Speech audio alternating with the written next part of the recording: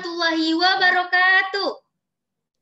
Waalaikumsalam warahmatullahi wabarakatuh. Salam genre. Salam.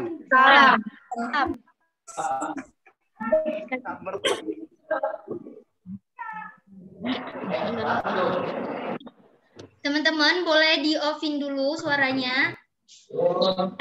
Biar kita mulai acaranya.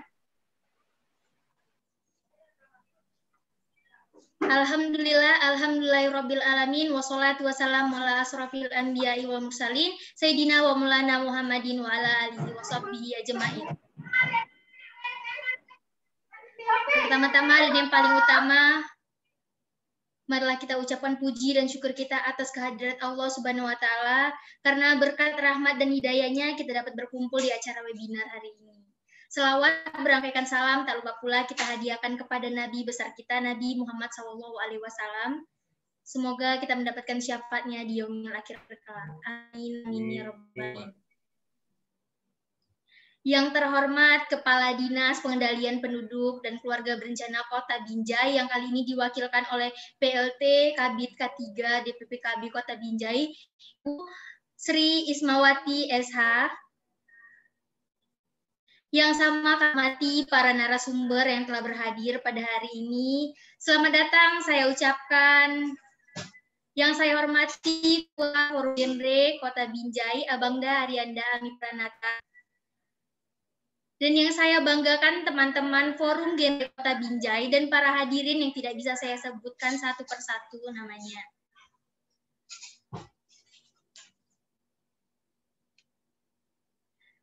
Selamat datang saya ucapkan pada webinar HIV/AIDS dengan tema Solidaritas Global Tanggung Jawab Bersama. Saya, Herdina Putri Ahmadi, selaku Master of Ceremony. Acara ini diselenggarakan oleh Forum Genre Kota Binjai dan didukung oleh Perwakilan BKKBN Provinsi Sumatera Utara dan Wardah Inspiring Beauty.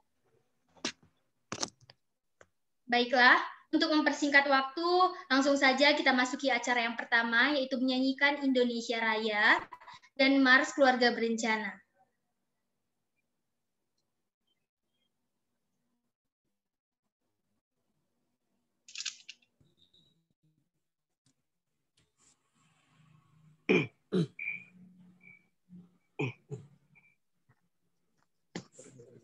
Dah.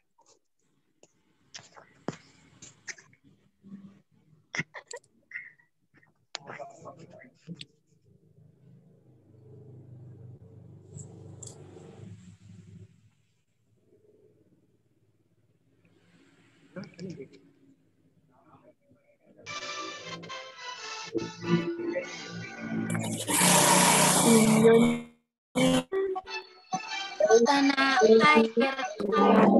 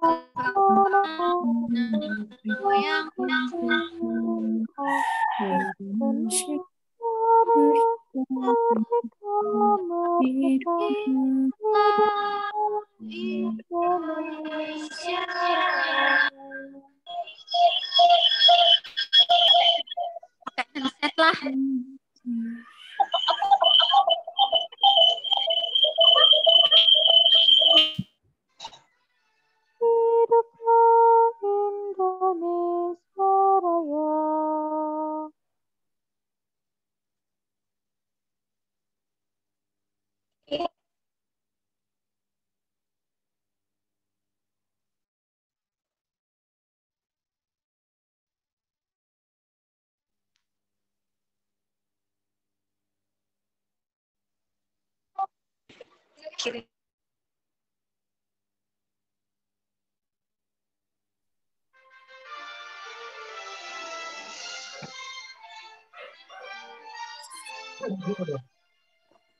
Si keluarga berencana sudah waktunya.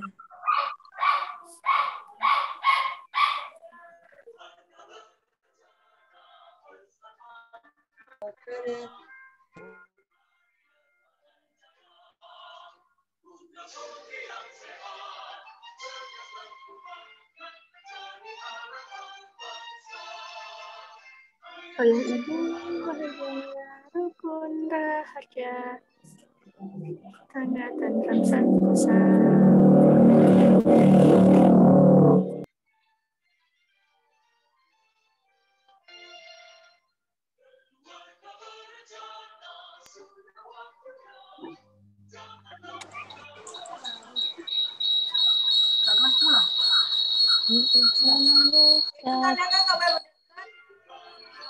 Ini kan siapa yang hidup? Yang di situ.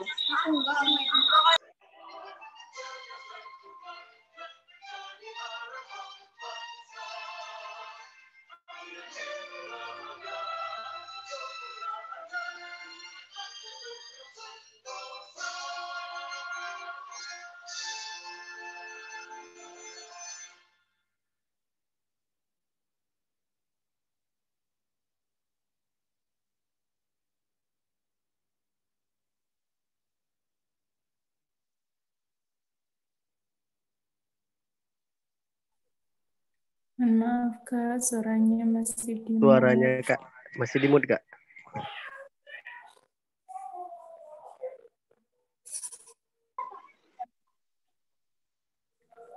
Baik, kita lanjutkan. Acara yang kedua yaitu pembacaan doa yang akan dipimpin oleh Abangda Ardiansyah. Kepada Abangda Ardiansyah kami persilahkan.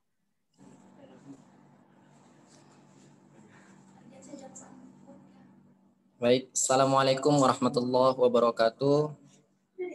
Sebelumnya, marilah kita berdoa sesuai kepercayaan kita masing-masing dan izinkan saya memimpin doa ini menggunakan syariat Islam. A'udzu billahi minasyaitonir rajim. Bismillahirrahmanirrahim. Alhamdulillahi rabbil alamin wassalatu wassalamu ala asyrafil anbiya'i wal mursalin wa ala alihi wa sahbihi ajma'in. Allahumma shalli ala sayyidina Muhammad wa ala alihi sayyidina Muhammad. Allah, pada hari ini kami berkumpul dalam acara webinar HIPS ya Rabb. Yang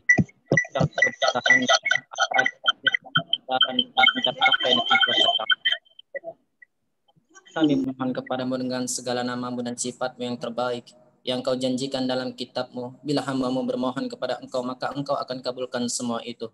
Ya Rabb, jika ada di antara kami yang bermohon kepada Engkau, membawa lumuran dosa, mohon ya Rabb, jangan biarkan selesai kami berdoa kepadamu, kecuali Engkau telah ampuni semua itu.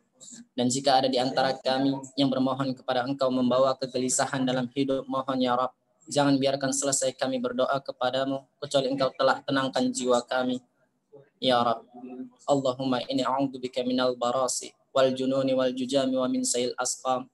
Ya Rabb, jauhkanlah negeri kami dari penyakit wabah virus berbahaya ya Rabb, dan jadikanlah negeri kami menjadi negeri baldatun thayyibatun rabbun ghafur, negeri yang aman, damai, subur, makmur di bawah ampunan-Mu ya Rabb. Ya Rabb, iyyaka na'budu wa iyyaka nasta'in. Hanya kepada Engkaulah kami menyembah dan hanya kepadamu lah kami memohon pertolongan. Rabbana atina fid dunya hasanah wa fil akhirati hasanah wa qina adzabannar. Walhamdulillahi rabbil alamin. Assalamualaikum warahmatullahi wabarakatuh. Waalaikumsalam warahmatullahi wabarakatuh. Waalaikumsalam warahmatullahi wabarakatuh. Baiklah, acara selanjutnya yaitu kata sambutan sekaligus pembuka acara oleh Kepala Dinas Pengendalian Penduduk dan Keluarga Berencana Kota Binjai yang kali ini diwakilkan oleh Ibu PLT Kabid K3 DPPKB Kota Binjai. Kepada Ibu Sri Ismawati SH, saya persilakan.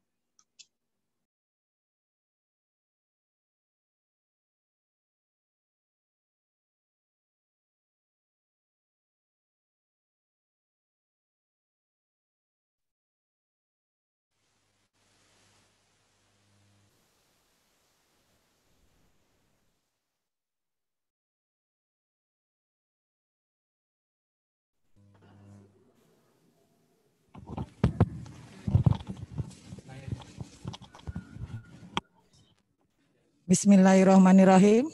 Assalamualaikum warahmatullahi taala wabarakatuh. Selamat siang menjelang sore dan salam sejahtera buat kita sekalian.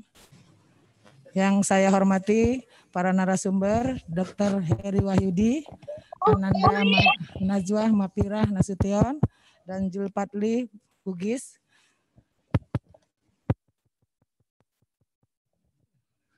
Dan Julpatli Bugis di sini, dan yang saya banggakan serta saya sayangin para peserta webinar, anak-anak saya yang dimanapun berada, yang tidak dapat saya sebutkan satu persatu. Terlebih dahulu ingin saya sampaikan titip salam dari Ibu Kepala Dinas PPKB Kota Binjai, Ibu Dr. Gigi Lili Rosdawati MKes, yang mana beliau tidak dapat hadir untuk membuka acara ini karena pada waktu yang bersamaan beliau ada tugas yang tidak dapat bisa ditinggalkan. Dan beliau mewakilkannya kepada saya untuk membuka acara ini. Tak lupa kita panjatkan puji dan syukur kehadirat Allah Subhanahu wa taala, Tuhan yang Maha Esa, yang mana atas rahmat dan hidayahnya kita masih diberi kesempatan, kesehatan, keselamatan sehingga kita bisa mengikuti kegiatan ini.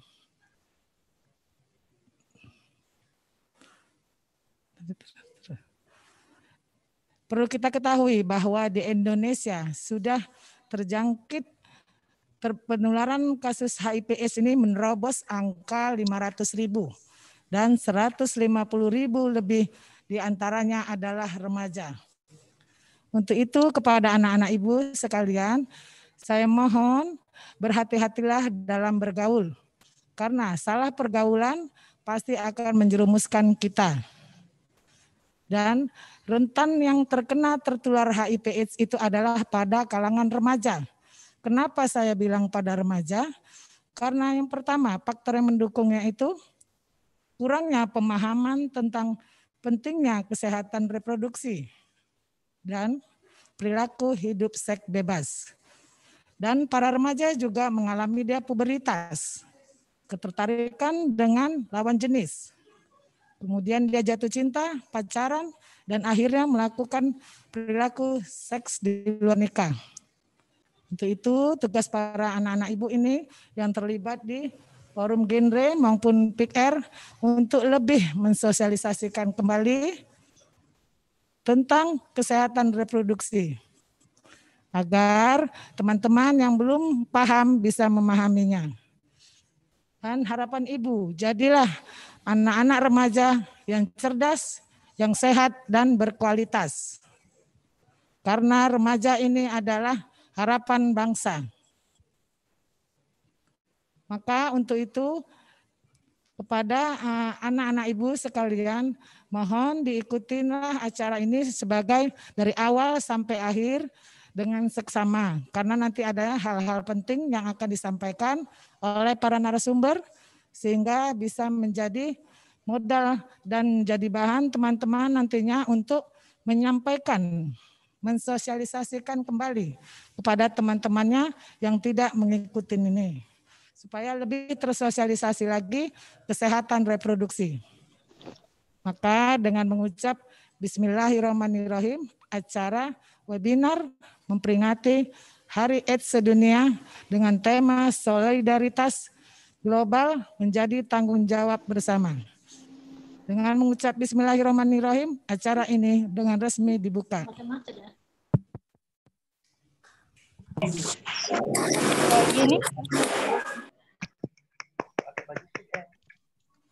Baiklah, terima kasih kepada Bu Sri Ismawati SH yang telah memberikan kata sambutan sekaligus pembuka acara kita pada hari ini.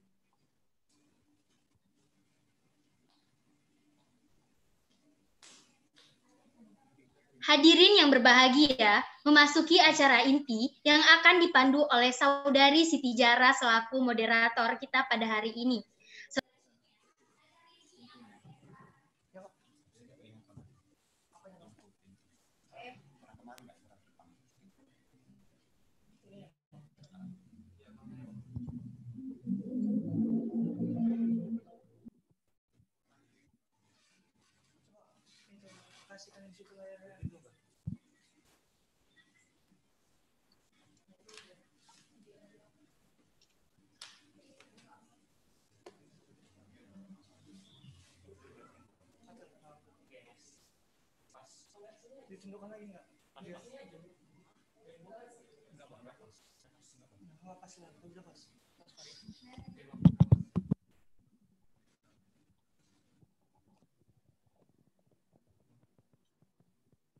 Hadirin berbahagia, memasuki acara inti yaitu penyampaian materi atau pembahasan materi yang akan dipandu oleh Saudari Siti Zahra selaku moderator. Selanjutnya, acara ini akan saya serahkan kepada moderator. Kepada Siti Zahra, saya persilahkan. Oke, terima kasih kepada Kak Herdina yang selaku Master of Ceremony hari ini. Nah, teman-teman, pasti udah nggak sabar dong untuk mengenal lebih tentang HIV/AIDS. Tapi ada baiknya kita bisa kenalan dulu nih dengan narasumber kita yang hadir pada hari ini dan pastinya berasal dari orang-orang yang sangat luar biasa. Narasumber pertama kita berasal dari dokter berprestasi di Kabupaten Samosir tahun 2017, pernah menjadi juara 1 tenaga kesehatan teladan tingkat dokter Provinsi Sumatera Utara dan juga tenaga kesehatan tingkat nasional 2019. Siapa lagi kalau bukan Dr. Heri Wahyudi? Tepuk tangannya dulu. Selamat siang dokter. Apa kabar dokter? Alhamdulillah sehat. Alhamdulillah. Oke. Narasumber kita yang kedua berasal dari pendukung Sebaya Medan Plus. Atas nama Zulfadli Bugis. Tepuk tangan untuk Bang Zulfadli Bugis selaku narasumber kita pada hari ini. Dan yang ketiga, narasumber kita yang ketiga berasal dari orang yang sangat luar biasa dan sangat berpengaruh di Kota Binjai ini. Dia adalah Duta Genre Kota Binjai tahun 2020, The Best Favorit Duta Genre Sumatera Utara tahun 2020, dan Duta Pelajar Anti Narkoba Sumatera Utara tahun 2019.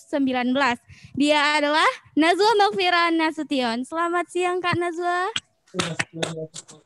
Dan narasumber kita yang keempat berasal dari Market Development Officer Wardah atas nama Kak Sheila Febriani Supendi. Selamat siang Kak Sheila. Oke, tanpa berlama-lama, sebelumnya perkenalkan nama saya Siti Zahra. Saya selaku moderator pada hari ini. Nah, untuk mengenal lebih dalam tentang HIV/AIDS, ada baiknya kita kenali dulu apa itu sejarah tentang HIV/AIDS dan kenapa HIV/AIDS itu bisa ada. Dokter, boleh sedikit diceritakan tentang HIV/AIDS? Oke ya, bismillahirrahmanirrahim.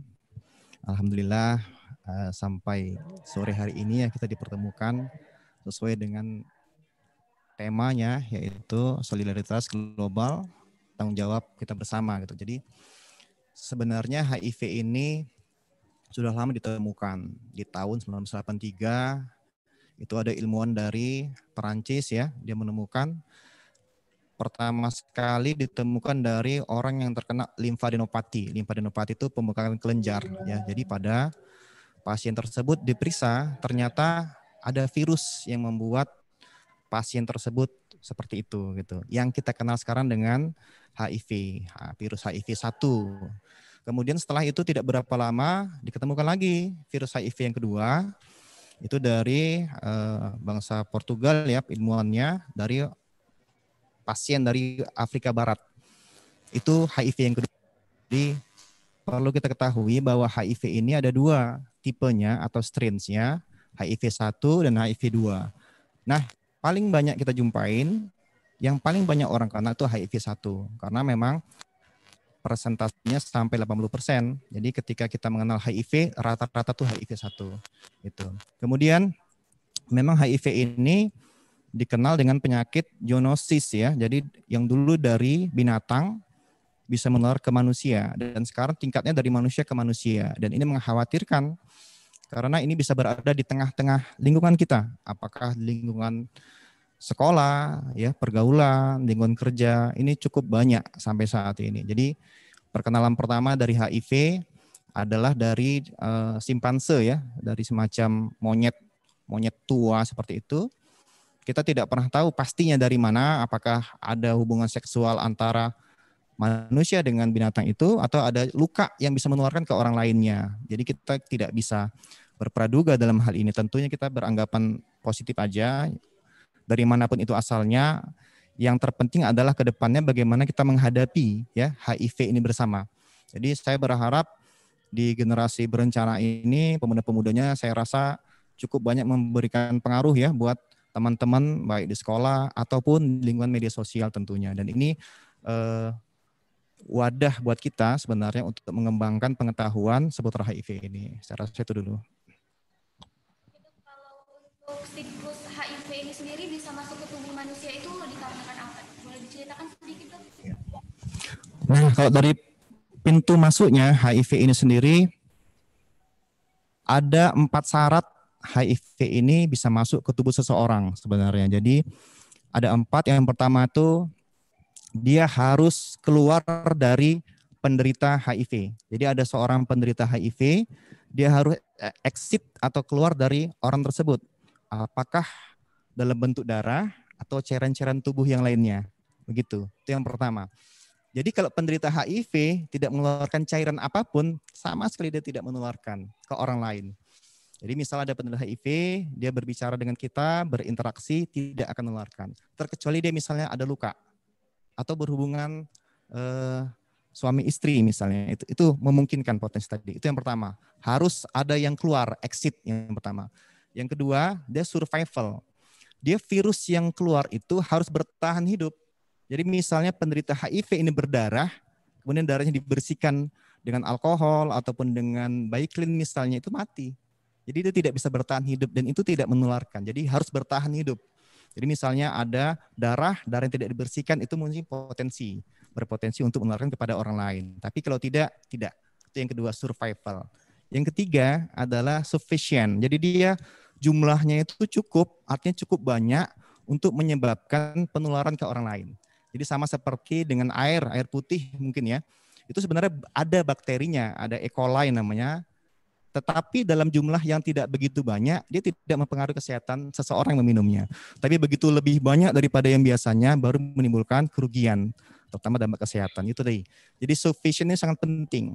Kenapa? Karena begini, berkaitan dengan hal ini, ternyata pada penderita HIV itu cukup banyak mengeluarkan virus di badan dia. Mulai dari satu, air ludah, ada virus HIV-nya. Kemudian apalagi air susu ibu, ada virusnya. Keringat, ada virusnya. Kemudian cairan dalam lambung, ada virusnya. Apalagi darah, pasti banyak virusnya. Kemudian cairan seksual, cairan vagina atau semen atau sperma, bukan spermanya, teman semennya, yaitu ada virusnya. Tetapi tidak serta-merta semua cairan itu bisa mempengaruhi atau menyebarkan ke orang lain. Jadi dia harus sufficient. Nah, dari kebanyakan cairan itu yang sangat berpotensi untuk menimbulkan dampak berbahaya buat orang lain atau berisiko menularkan adalah satu, darah. Darah, yang kemudian kedua dari ASI, dan ketiga cairan daripada cairan seks ya, itu juga berpotensi.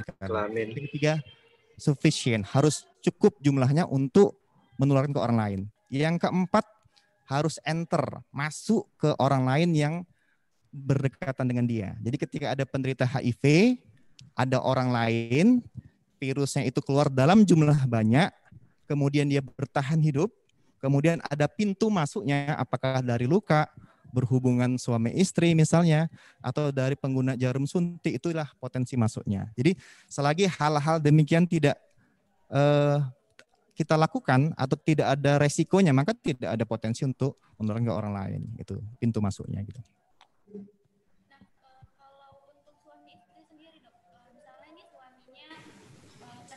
Terkena HIV, kemungkinan besar nggak istrinya itu terkena HIV juga, atau kemungkinan besar istrinya juga tidak terkena HIV? Itu kemungkinan nggak, Dok? Jadi memang permasalahan besarnya itu di sini. Nah, jadi ada suami istri, seandainya suaminya pengidap HIV dan dia memberitahukan ke pasangannya atau dia sudah mengetahui statusnya, maka ini bisa kita cegah. Kenapa? Begitu tidak ada tindakan pencegahan misalnya, mohon maaf ketika melakukan hubungan suami istri, yang terjadi adalah penetrasi dan ada gesekan di situ. Kita ketahui bersama, jadi struktur anatomi daripada mukus atau bagian dalam daripada kulit itu sangat rentan untuk luka. apakah lukanya yang membuat perih, sakit, atau sama sekali tidak menimbulkan gejala apa-apa. Jadi kayak rasa tidak ada luka pada ada luka. Jadi potensinya sangat besar sekali. Jadi begitu salah satu saja penderita HIV berhubungan dengan orang yang sehat tanpa alat pengaman sangat berpotensi besar. Ya, jadi kalau dulu di tahun 83 sampai 95 itu ada penelitian bahwa penularan paling banyak pada, mohon maaf, pekerja seks komersial itu ya. Jadi 80% itu rata-rata dari situ. Nah, ketika seseorang tahu bahwa ada penderita HIV dan dia mencegahnya dengan alat pengaman, ini sama sekali mudah-mudahan ya, paling amannya seperti itu, memakai pengaman. Artinya kita tidak melegalkan pengaman ini, tapi kepada suami istri yang salah satunya sudah mengalami pengidap HIV ya, jadi dianjurkan untuk memakai pengaman. Jadi saya rasa aman, nggak ada masalah. Tetapi itu pun tidak serta-merta langsung menularkan. Biasanya pada pasien-pasien ini akan diperiksa. Setelah dia diobati, diperiksa. 6 bulan kemudian dia diperiksa nilai kadar virusnya, viral load-nya. Apakah viral load-nya tetap atau sudah turun? Semakin dia turun, semakin bagus. Begitu. Yang kedua, CD4-nya. CD4 itu apa? Itu sel darah putih yang ditunggangi atau dilekati sama virus tadi itu. Biasanya virus yang melekat ke sel darah putih tadi itu membuat sel darah putihnya CD4-nya hancur, habis, dan berkurang. Sehingga daya tahan tubuhnya lemah. Nah, pada pasien-pasien yang CD4-nya naik, biasanya resikonya sangat kecil. Jadi tujuan pemberian obat pada penderita atau pengidap HIV ini adalah untuk memastikan agar CD4-nya, sel darah putihnya tetap naik, tinggi dia. Dan sebaliknya virusnya direndahkan. Jadi seperti itu. Jadi resiko tetap ada. Cara menanggulanginya adalah memakai pengaman dan pemeriksaan rutin. Jadi kita tahu seperti itu. Sejarah perjalanan HIV ini sendiri, Dok, apakah ada orang yang pernah sembuh dari HIV ini sendiri, Dok? Atau ada obat yang memang bisa menyembuhkan total dari penyakit HIV ini sendiri, Dok? Oke ya, kalau berbicara tentang obat, gini. HIV ini virus RNA. Dia mendompleng ke sel induk. Sel induknya itu apa? Sel inang. Sel inangnya itu sel darah putih, sel dendritik, dan sel makrofag biasanya. Yang paling banyak pada sel CD4, sel T helper, dan makrofag biasanya. Nah, biasanya virusnya itu merubah struktur dirinya sendiri. Dari bentuk RNA menjadi DNA. Nah, biasanya obatnya bekerja di situ. Dia menghalangi perubahan dari RNA menjadi DNA, sehingga tidak berkembang dalam tubuh penderita dan dia aman, biasanya seperti itu. Nah, sepanjang obatnya itu anti-retroviral itu dipakai, dia memang harus terus memakai obat itu. Seumur hidup? Ya, seumur hidup. Jadi dia bergantung dengan obat itu, tergantung cara berpikir kita. Kalau kita berpikir bahwa kita butuh air putih, maka kita tidak berpikir kita bergantung, karena kita butuh. Nah, pengidap HIV, mau tidak mau dia butuh dengan obat itu untuk memastikan agar sel CD4-nya tetap tinggi dan virusnya turun. Jadi obatnya memang harus seumur hidup. Adakah pasien yang selama ini sembuh? Sepanjang saya baca ada 2, itu Timothy dengan Adam Castillejo. Kemudian kasusnya sama itu. Jadi penderita HIV yang kebetulan sudah memiliki kanker. Jadi tujuannya adalah untuk mengobati kankernya dengan sistem namanya cangkok ya, sel induk atau stem cell yang sekarang ini sangat sedang digemari di dunia kedokteran karena diharapkan bisa menyembuhkan banyak penyakit. Jadi pada Adam Castillejo tadi ini berhasil dan Timothy Brown berhasil disembuhkan bukan dengan obat ARV atau antiretroviral tapi dengan cangkok sel induknya atau stem cell. Nah, apakah ke depannya sistem stem cell ini bisa diadopsi untuk pengobatan HIV secara keseluruhan? Ini kita belum sampai di situ.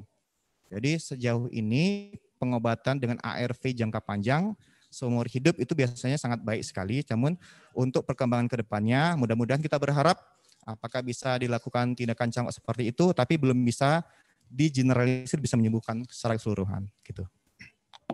Kalau untuk orang dalam HIV ini sendiri, Dok, apakah dalam pengobatannya itu ada pemisahan antara orang yang tidak terkena HIV dengan orang yang terkena HIV, Dok? Mungkin kalau bicara 5-10 tahun belakang, mungkin kita sering mendengar ya, ada namanya diskriminasi pasien-pasien HIV. Jadi memang dipisahkan di isolasi tertentu. Yang masuknya ke ruangan juga macam pakai hazmat sekarang, pakai baju astronot orang bilang. Jadi karena ketakutan tadi itu. Tapi seiring dengan perkembangan ilmu pengetahuan, kemudian edukasi, tidak perlu pasien HIV ini dipisahkan. Jangankan di luar, di rumah sakit pun seandainya mesti dirawat, tidak boleh dipisahkan. Kenapa? Dia tidak menular dengan satu ruangannya melalui udara. Kan tidak mungkin antara satu pasien dengan satu pasien tertukar darahnya atau ada luka yang tertukar, kan sangat risikonya sangat kecil sekali. Jadi dia memang tidak dipisahkan. Untuk di rumah sakit sendiri tidak dipisahkan, tapi dengan syarat tidak ada TBC parunya. Jadi tidak ada penularan dari udara. Jadi yang memisahkannya itu bukan karena HIV-nya, tapi karena TBC parunya. Jadi sepanjang tidak ada TBC paru, boleh dirawat bersama dengan pasien yang lainnya. Gitu. Kalau untuk tanda-tandanya sendiri bagaimana, Dok? Untuk kita menandai bahwa orang itu terkena HIV atau tidak, Dok? Ya.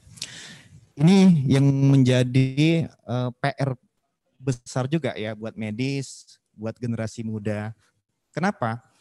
Karena ketika seseorang sehat, kemudian dia terkena virus baru, maka dia tidak serta-merta langsung sakit.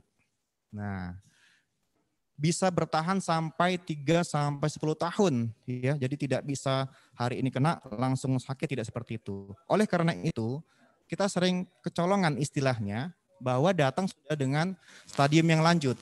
Karena kalau sudah sakit dia sudah berat badan turun drastis, kemudian sudah buang air besar yang mencretnya itu diare sepanjang hari, berminggu-minggu sampai berbulan-bulan, demam tinggi itu udah stadium yang 3 biasanya. Jadi rata-rata memang pasien datang ke rumah sakit itu dalam stadium yang sudah lanjut, minimal 2 atau 3 biasanya. Nah, untuk screeningnya, jadi memang cukup menjadi tugas besar buat kita bersama, jadi terutama generasi muda. Kalau saya menganjurkan untuk screeningnya adalah yang pertama sesuai Permenkes 23 wajib untuk dites HIV dengan rapid test. Kemudian untuk penderita TBC paru itu memang wajib. Kemudian untuk hepatitis B itu memang wajib dianjurkan untuk pemeriksaan TBC HIV-nya. Nah, bagaimana dengan kita mengenal tanda-tandanya? 1, dari stadium yang pertama itu bisa tanpa gejala. Bisa tanpa gejala atau hanya pembengkakan kelenjar aja. Jadi ada pembengkakan kelenjar, bisa kelenjar TBC itu atau kelenjar yang lainnya atau mungkin tanda-tanda daripada kerusakan sel darah putih ya, CD4 yang menurun, bengkak kelenjar juga bisa. Terbukti bahwa pasien pertama HIV itu limfadenopati, pembengkakan kelenjar. Jadi memang bisa cuman hanya pembengkakan kelenjar aja. Jadi hati-hati ketika ada bengkak kelenjar. Bukan langsung HIV ya, cuman kita ya bisa juga nih disertai dengan keluhan yang lain tentunya. Misalnya apa?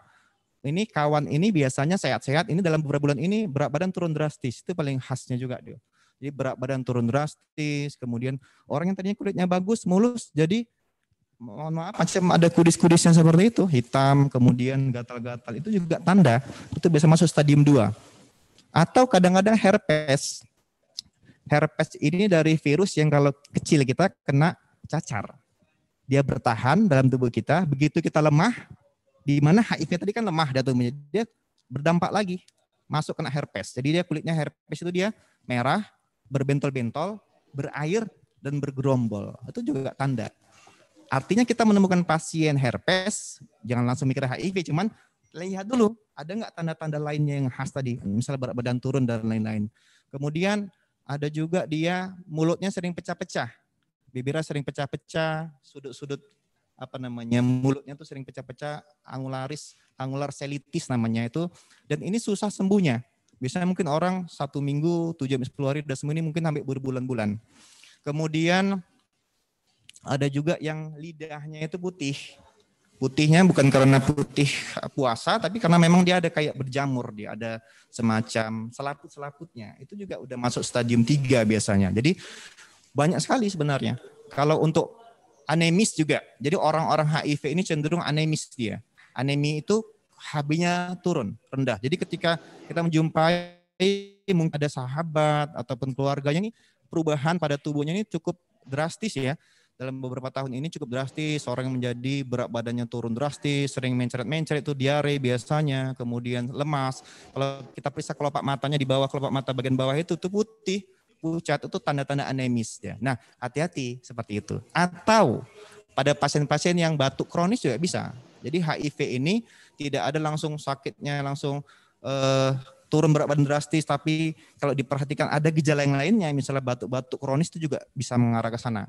Karena paling gampang HIV ini terkena TBC paru. Jadi kalau bicara gejala memang kompleks. Mulai dari yang tidak ada gejalanya sama sekali, sampai yang parah, sampai yang berat badan turun drastis, diare, dan lain-lain tadi itu. Jadi lebih ke screening sebenarnya ya. Screening kalau yang nanti mudah-mudahan laki-laki yang ada di sini sudah punya istri atau kalian sudah berumah tangga dan hamil itu wajib memeriksakan HIV, status HIV-nya. Untuk apa? Untuk keamanan bayi yang akan dilahirkan dan penolong, tenaga kesehatan yang menolongnya, seperti itu. Nah, kalau untuk bayi sendiri, Dok, itu kemungkinan berapa persen terkena HIV juga apabila orang tua juga terkena HIV, Dok? Jadi seorang ibu bila dia melahirkan, ibu yang pengidap HIV ya, melahirkan bayi itu 30% kemungkinannya. Ya, jadi bayinya bisa tertular dari selama kehamilan atau proses persalinan ataupun di dalam pemberian ASI-nya. Dari ASI-nya itu apakah dia dari kadar virus dalam ASI-nya bisa atau dari risiko adanya luka dalam puting payudara ibunya dan mulut bayinya. Itu juga bisa menurun dari situ. Jadi 30%. Tetapi jika ibu ini memakan obat ARV itu rutin bisa 10% turunnya. Jadi anjurannya ketika kita tahu bahwa ada seorang ibu yang sedang hamil, sedang pengidap HIV, maka minum obat rutin. Jadi penurunan 10%. Nanti anjurannya adalah dengan operasi seksio sesar. Biasanya mudah-mudahan kita berharap anaknya bisa negatif. Jadi cukup banyak juga ibunya yang positif, anaknya negatif. Saya beralih bertanya kepada Kak Najwa ya, Dok. Nah, Kak Najwa, dengan beberapa data yang pernah saya baca, ternyata HIV ini terkena lebih besar terhadap remaja. Apa sih alasannya kenapa remaja bisa menjadi orang yang terkena HIV terbesar di dunia? Oke, baik. Jadi kenapa remaja itu banyak yang tertular HIV AIDS? Nah, remaja ini kan kalau di zaman sekarang, di zaman milenial ini, bahkan sejak dulu ya, saat usia remaja mereka itu banyak penasaran tentang misalnya pacaran gitu kan. Dekat melawan. Nah, jadi dari pacaran, terus pacaran yang negatif nih kan, gak ada yang nggak sampai melakukan hubungan seksual, berciuman dan lain-lain. Terus selain juga pergaulan bebas, ada juga remaja ini coba tentang narkoba gitu. Nah, jadi kalau dalam remaja ini mungkin dia penularannya itu seperti yang tadi dikatakan dok, hubungan seksual dan belum menikah, begitu berganti-ganti pasangan juga. Terus kita juga banyak ketahui zaman sekarang ini remaja itu ada kerja tapi seperti jadi PSK seperti itu ya, mohon maaf gitu. Nah, lalu selanjutnya remaja ini juga sarannya memiliki ilmu ataupun yang cukup tentang HIV/AIDS ini ataupun penularannya, dia dengan enak saja menggunakan jarum suntik saat narkoba misalnya kan, atau menggunakan pil seperti itu kan, disuntikkan ke darahnya, terus berganti-gantian gitu. Nah ini kan yang seperti katakan dokter tadi kan, darah kan sangat menularkan ya kan dok ya, karena kan disitulah ada virusnya. Jadi sangat beresiko besar remaja-remaja itu, bahkan bukan di Indonesia saja, di seluruh dunia itu memiliki resiko yang tinggi untuk tertular si virus ini, begitu, karena pergaulan tadi. Kita nih sebagai remaja, apa sih kira-kira yang perlu kita lakukan dan apa peran kita sebagai remaja menurut kakak agar kita tidak terpengaruh dengan HIV ini sendiri? Nah baik, kalau untuk remaja yang pertama kita tuh harus tahu dulu HIV/AIDS itu apa, dampaknya seperti apa, penularan, gejalanya dan juga lain-lain. Lalu selanjutnya kita hindari apa-apa saja yang membuat HIV itu menular, seperti ya tidak menggunakan narkoba, apalagi jarum suntik yang berganti-gantian, tidak melakukan hubungan di luar nikah, tidak melakukan hubungan seksual berganti-ganti pasangan, seperti itu. Lalu memiliki lingkungan temanan yang positif. Nah, lalu selanjutnya banyak kegiatan positif. Nah, ikut organisasi yang bermanfaat nongkrong-nongkrong hanya dengan gitu. Seperti nongkrong sampai malam, nggak tahu ngapain sampai malam gitu. Nah itu kan useless ya kan, nggak ada manfaatnya. Sebagai remaja kita juga harus meningkatkan iman kita gitu. Nah saat kita punya iman yang kuat, walaupun misalnya kita berteman dengan orang-orang yang mungkin dia seks bebas, dia narkoba, mungkin kita tidak akan ada niat untuk ikut-ikutan seperti teman-teman kita begitu. Oke Kak, mungkin sudah cukup pertanyaan saya untuk Kakak, nanti bakalan ditambah. Nah buat teman-teman yang ingin bertanya, boleh tulis di kolom komentar, di kolom chat Zoom, kalian bisa tulis, nanti bakalan dijawab oleh narasumber kita yang luar biasa, dari Dokter, Kak Nazwa Makfira, dan Bang Zulfadli sendiri. Nah, di sini saya akan bertanya kepada Bang Zulfadli, selaku pendukung Sebaya Medan Plus. Nah, Bang Zulfadli, ada Bang? Ya, halo. Halo Bang. Halo.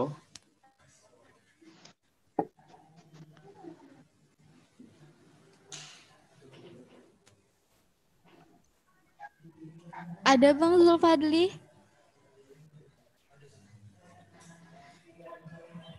Oke Bang, di sini saya mau bertanya Bang. Nah, kita nih di lingkungan masyarakat pasti kan banyak nih mitos dan fakta tentang HIV ini sendiri. Nah, boleh Bang sedikit dijelaskan tentang mitos dan fakta yang banyak beredar di lingkungan masyarakat ini sendiri?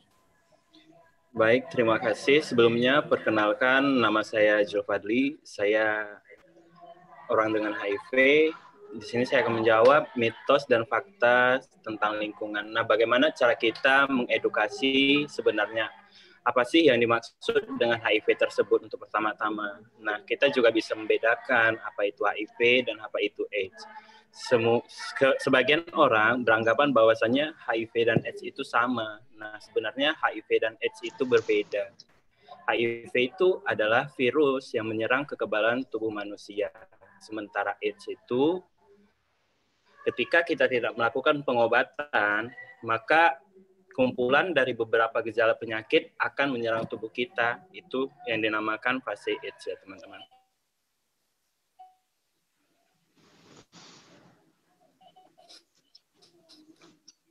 Nah, untuk mitos dan faktanya itu HIV tidak menyebar melalui kontak, hanya akan menularkan kepada orang-orang yang telah terinfeksi HIV.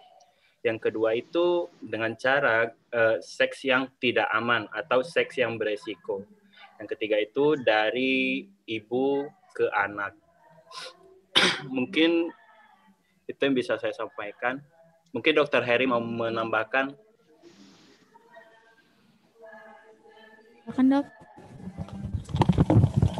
Ya, sebelumnya si Fadli ini pendamping di Julham ya, jadi ini rekan kerja kami juga di Julham. Mudah-mudahan banjir di Binjai dan sekitar ini reda ya. Fadli termasuk juga rekan kita yang terkena dampak ini katanya. Mudah-mudahan kita doakan berikan kesabaran dan mudah-mudahan membawa hikmah buat kita semua dulu. Jadi memang betul HIV dengan AIDS beda. Jadi HIV itu adalah kondisi virusnya ataupun orangnya memang virusnya ada HIV 1 dan HIV 2 yang menyerang seseorang yang membuat daya tahan tubuhnya drop, lemah karena sel darah putihnya dalam hal ini sel CD4 dia berkurang. Nah, ketika seseorang ini tidak rutin meminum obat, ditambah lagi dengan pola hidup, kemudian faktor lingkungan yang mudah mempengaruhi kondisi tubuhnya atau infeksi, bekerja di tempat-tempat yang sangat berpotensi, itu juga bisa membuat pendeknya waktu ataupun masa yang tidak bergejala tadi itu 3-10 tahun tadi. Jadi ketika seseorang pengidap HIV dia tidak minum obat dan kondisi badannya drop, terkena infeksi, beberapa infeksi. Jadi kalau AIDS itu dia acquired immunodeficiency syndrome. Sindrom itu artinya kumpulan beberapa gejala gitu. Jadi misalnya orang sudah kronis, kemudian sudah banyak ruam-ruam yang gatal atau terserang Candida ataupun jamur pada lidah, itu sudah masuk dalam AIDS itu sendiri. Jadi sindrom ini sudah dapat karena kerusakan sel-sel darah putih. HIV itu berkelanjutan menjadi AIDS. Yang AIDS pasti dia HIV. Tapi kalau pengidap HIV belum tentu AIDS. Jadi kalau kita berjalan di kota, kita nggak tahu mana yang pengidap HIV, mana yang sehat, mana yang bukan, kita tidak pernah tahu. Jadi betul tadi, tidak menular melalui berbicara, kemudian berpelukan, bersalaman, tidak menularkan melalui hal itu. Jadi memang stigma yang berkembang di masyarakat sampai pada detik ini, bahkan kadang ada tenaga kesehatan juga masih ada terlalu takut dengan HIV ini sendiri. Saya rasa dengan edukasi yang bagus, ketakutan tadi, kita tidak mendiskriminasi orang-orang dengan HIV. Bisa jadi orang yang kita kenal itu penderita HIV, yang kita sering bersalaman itu bisa jadi gitu. Jadi memang hal itu tidak menular. Gitu. Oke, kembali lagi bertanya kepada Bang Zulfadli. Bang, boleh dong diceritakan sedikit tentang pengalamannya. Bagaimana rasanya ketika menjadi seorang dengan HIV/AIDS? Apakah pernah merasakan sedih atau pernah dikucilkan dengan di lingkungannya, Bang? Boleh diceritakan sedikit pengalamannya, Bang, untuk menjadi pelajaran dengan kami mungkin? Terima kasih untuk pertanyaannya. Ya, awal positif HIV itu pada tahun 2017. Nah, di situ rasa kecewa pasti ada, sedih ada. Nah, di situ bagaimana cara kita untuk berdamai dengan diri kita, itu cara pertama yang harus kita lakukan. Lalu bagaimana cara kita untuk mengedukasi orang terdekat dulu nih, dari lingkungan sekitar, misalnya saja orang tua ataupun keluarga kan. Yang apa ya? Kok jadi melo gini ya, sorry.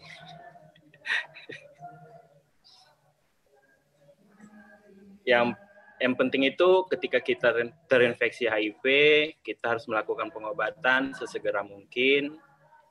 Kita juga harus melakukan berdamai dengan diri apa yang sudah terjadi, maka kita harus bisa menghadapi itu, seperti itu teman-teman. Jadi ketika teman-teman terinfeksi HIV bukan berarti teman-teman tidak mempunyai masa depan ataupun tidak mempunyai tujuan untuk ke depannya.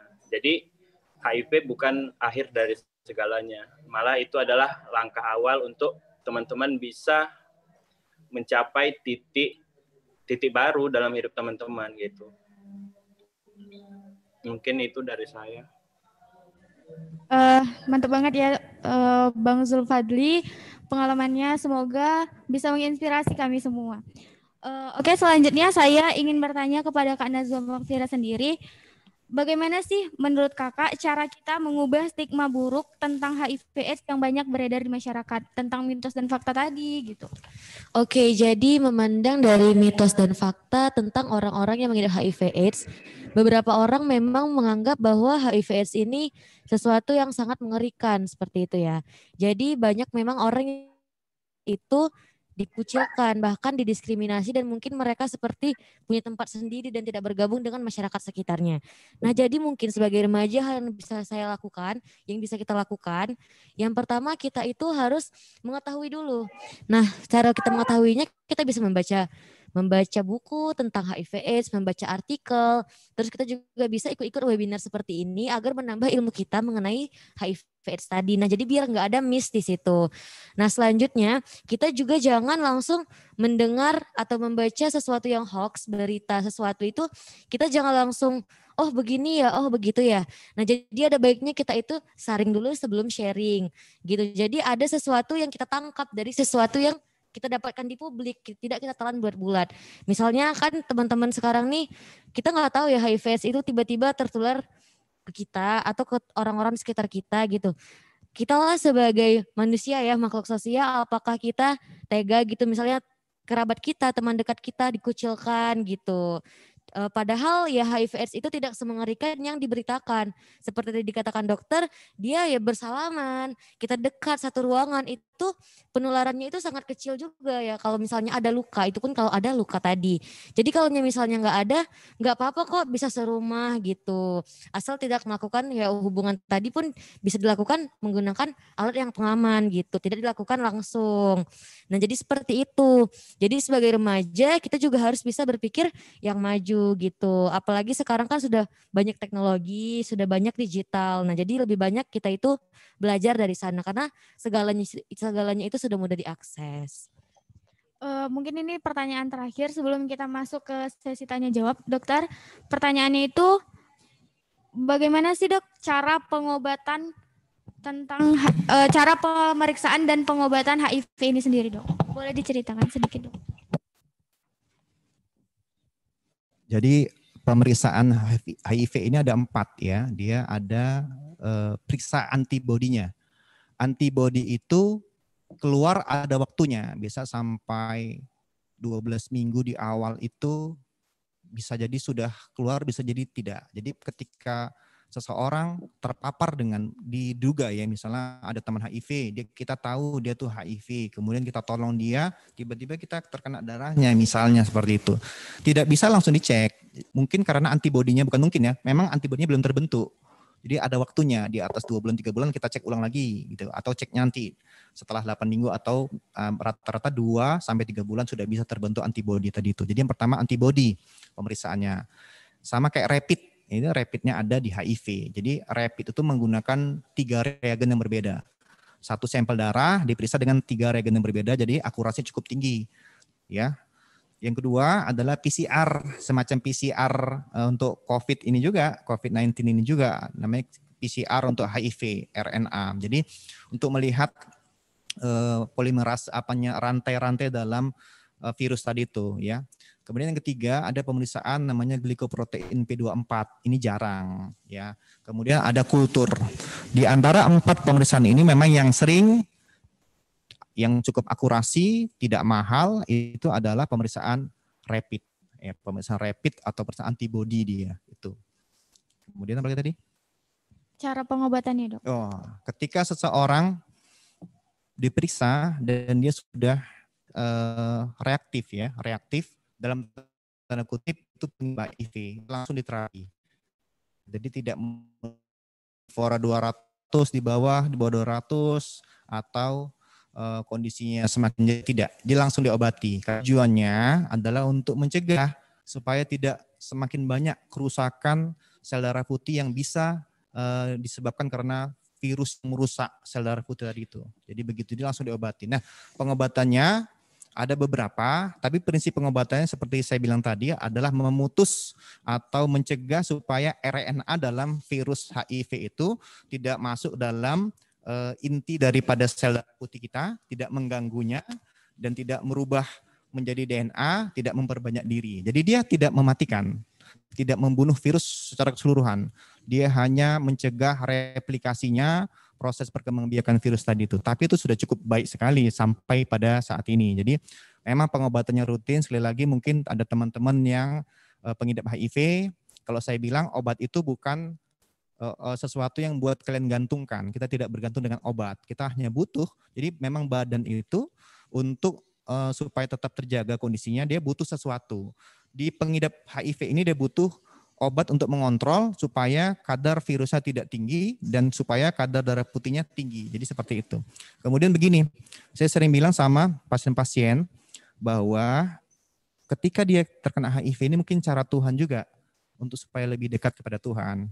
Bukan berarti dia dulu buruk sekali, tidak gitu. Jadi ada banyak cara Tuhan supaya membentangkan jalannya untuk kita berubah begitu. Ada yang memang, ingat ya, tidak semua orang yang pengidap HIV itu kriminal. Tidak semua pengidap HIV itu adalah orang-orang jahat, orang-orang pemakai narkoba, tidak semua. Kenapa saya bilang begitu? Saya pernah mendapati pasien, seorang ibu rumah tangga yang tertular dari suaminya yang sudah meninggal dunia, meninggalkan dia, meninggalkan istri dan anaknya, yang anaknya juga terkena HIV. Apakah kita bisa bilang ibu ini jahat? Tidak.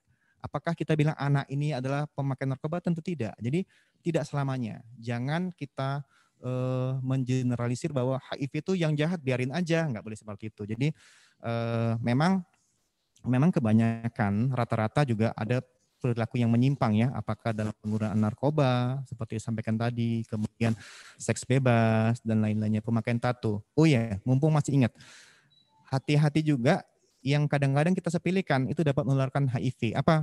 Misalnya penggunaan sikat gigi bersama-sama. Karena kan kalau kita sikat, terkadang ada gusinya yang berdarah ya, bisa jadi menempel di sikatnya, kemudian dipakai orang lain, yang mungkin juga ada perdarahan, luka-luka kecil juga bisa menularkan. Satu, kemudian kedua, pemakaian pisau cukur, jangan bersama ya.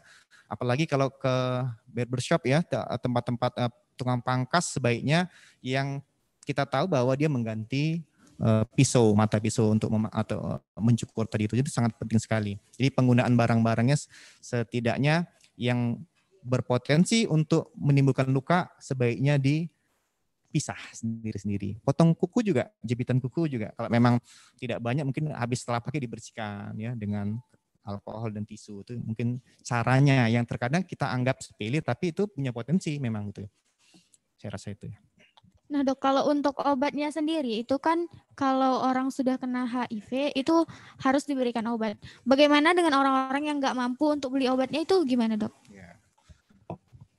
Untuk pengobatan TBC dan pengobatan HIV ini memang ada dari Global Fund ya, suatu lembaga yang membantu mendistribusikan obat ini. Jadi cukup terbantu sekali. Jadi kalau di rumah sakit juga itu tidak ada pembayaran untuk obat. Mungkin kalau pembayaran untuk administrasi untuk pasien-pasien umum dengan mungkin konsultasi. Jadi kalau untuk obat sama sekali tidak bayar.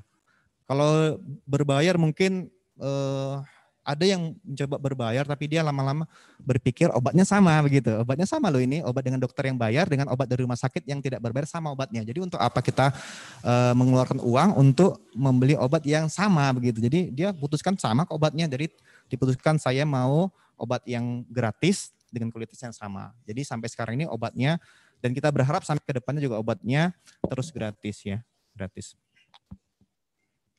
Mungkin untuk bincang-bincang kita kali ini udah cukup sampai sini dok. Kita masuk ke sesi tanya jawab. Tapi sebelum kita masuk ke sesi tanya jawab, kita bakalan ngadain skincare education yang akan dibawakan oleh Wardah.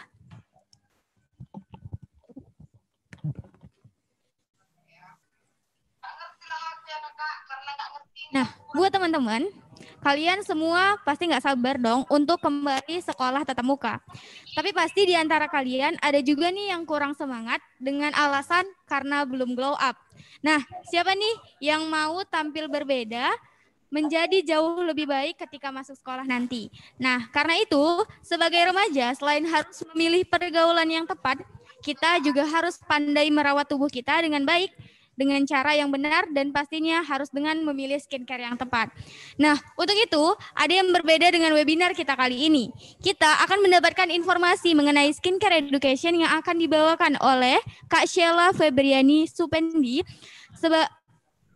sebagai marker Development Officer. Kepada Kak Sheila kami persilahkan waktunya untuk bisa memberikan sedikit ilmunya tentang skincare education ini. Oke, terima kasih banyak. Sebelumnya saya mau tanya, suara saya jelas? Jelas, Kak. Jelas, Kak. Oke, terima kasih banyak nih untuk kesempatannya hari ini. Sebelumnya saya ucapkan selamat siang semuanya. Assalamualaikum warahmatullahi wabarakatuh. Waalaikumsalam warahmatullahi wabarakatuh. Wah, luar biasa banget nih. Saya perwakilan dari Wardah. Saya mau ucapkan terima kasih banyak kesempatannya hari ini di acara yang sangat bagus banget ya hari ini. Sangat luar biasa acaranya. Dan alhamdulillah nih Wardah punya kesempatan buat gabung di acara hari ini. Oke, wah pesertanya juga tadi banyak. Saya juga tadi sedikit mendengarkan nih mengenai pemaparan materi sebelumnya. Menarik banget ya buat teman-teman semua. Dan ada tips-tipsnya juga tuh gimana caranya buat merawat kesehatan kita nih gitu ya. Nah sekarang kita bakal juga belajar atau aku bakal sharing juga bagaimana merawat kesehatan untuk kulit. Nah oke, sebelumnya saya perkenalkan diri lagi. Perkenalkan nama saya Sela. Saya selaku dari tim dari Wardah Kosmetik. Oke nih, sebelum saya mulai, mungkin aku pengen tahu dulu dong, boleh diramaikan mungkin di kolom chatnya. Di sini untuk range usianya, usia berapa ya? Oke, boleh dong diramaikan di kolom chatnya, aku pengen tahu nih, oh 18 tahun, oh masih baru lulus ya, 18 tahun. Kak Naura, ada lagi yang lain? Wah, Kak Reni juga 18 tahun, wah bahkan ada yang 16 tahun. 17 tahun, 18 tahun. Wah, ini benar-benar remaja-remaja banget nih, di mana usia-usia belasan tahun ini, usia di mana banyak juga nih permasalahan kulitnya. Biasanya nih kulit-kulit untuk remaja usia belasan tahun tuh kulitnya banyaknya berminyak atau berjerawat ya. Tapi kita bakal bahas nih satu-satu mengenai kulit dan juga jenis produk yang sebenarnya cocok apa aja untuk jenisnya masing-masing. Wah, ada yang mas udah tua, wah enggak nih, tapi meskipun udah tua jiwanya muda ya, ada yang 22 tahun. Wah, variatif banget ya peserta hari ini. Oke, aku udah punya sedikit slide yang udah aku share ke tim panitia. Ya, boleh dibantu tim panitia untuk share screen.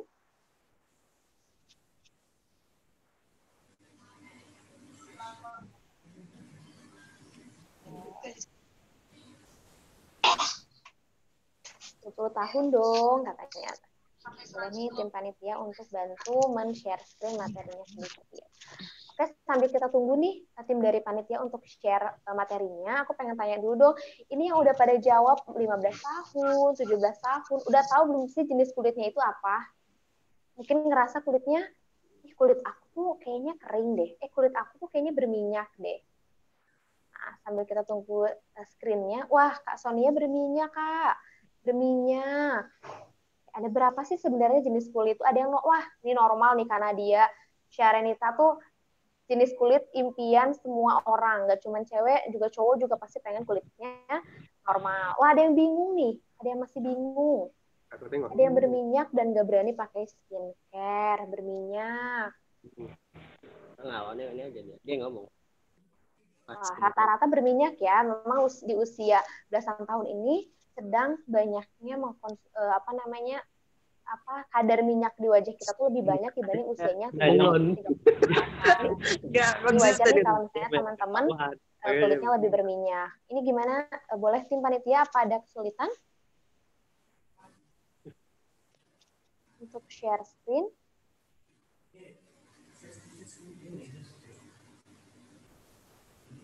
Akne. Minyak. Sip, udah ada share screen-nya ya. Boleh mungkin di full screen aja, Kak.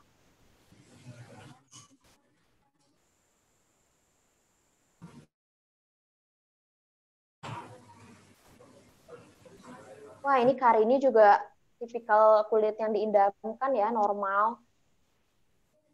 Oke, sip. Oke, terima kasih banyak nih Kak Panitia dari Forum Genre Bijay. Nah, di sini ya, boleh di next, Kak. Nah, kita tuh pengen belajar nih mengenai kesehatan kulit dari awal. Nah, kalau pengen belajar dari awal, hal pertama yang harus kita ketahui adalah kita harus kenal dulu nih sama kulit kita.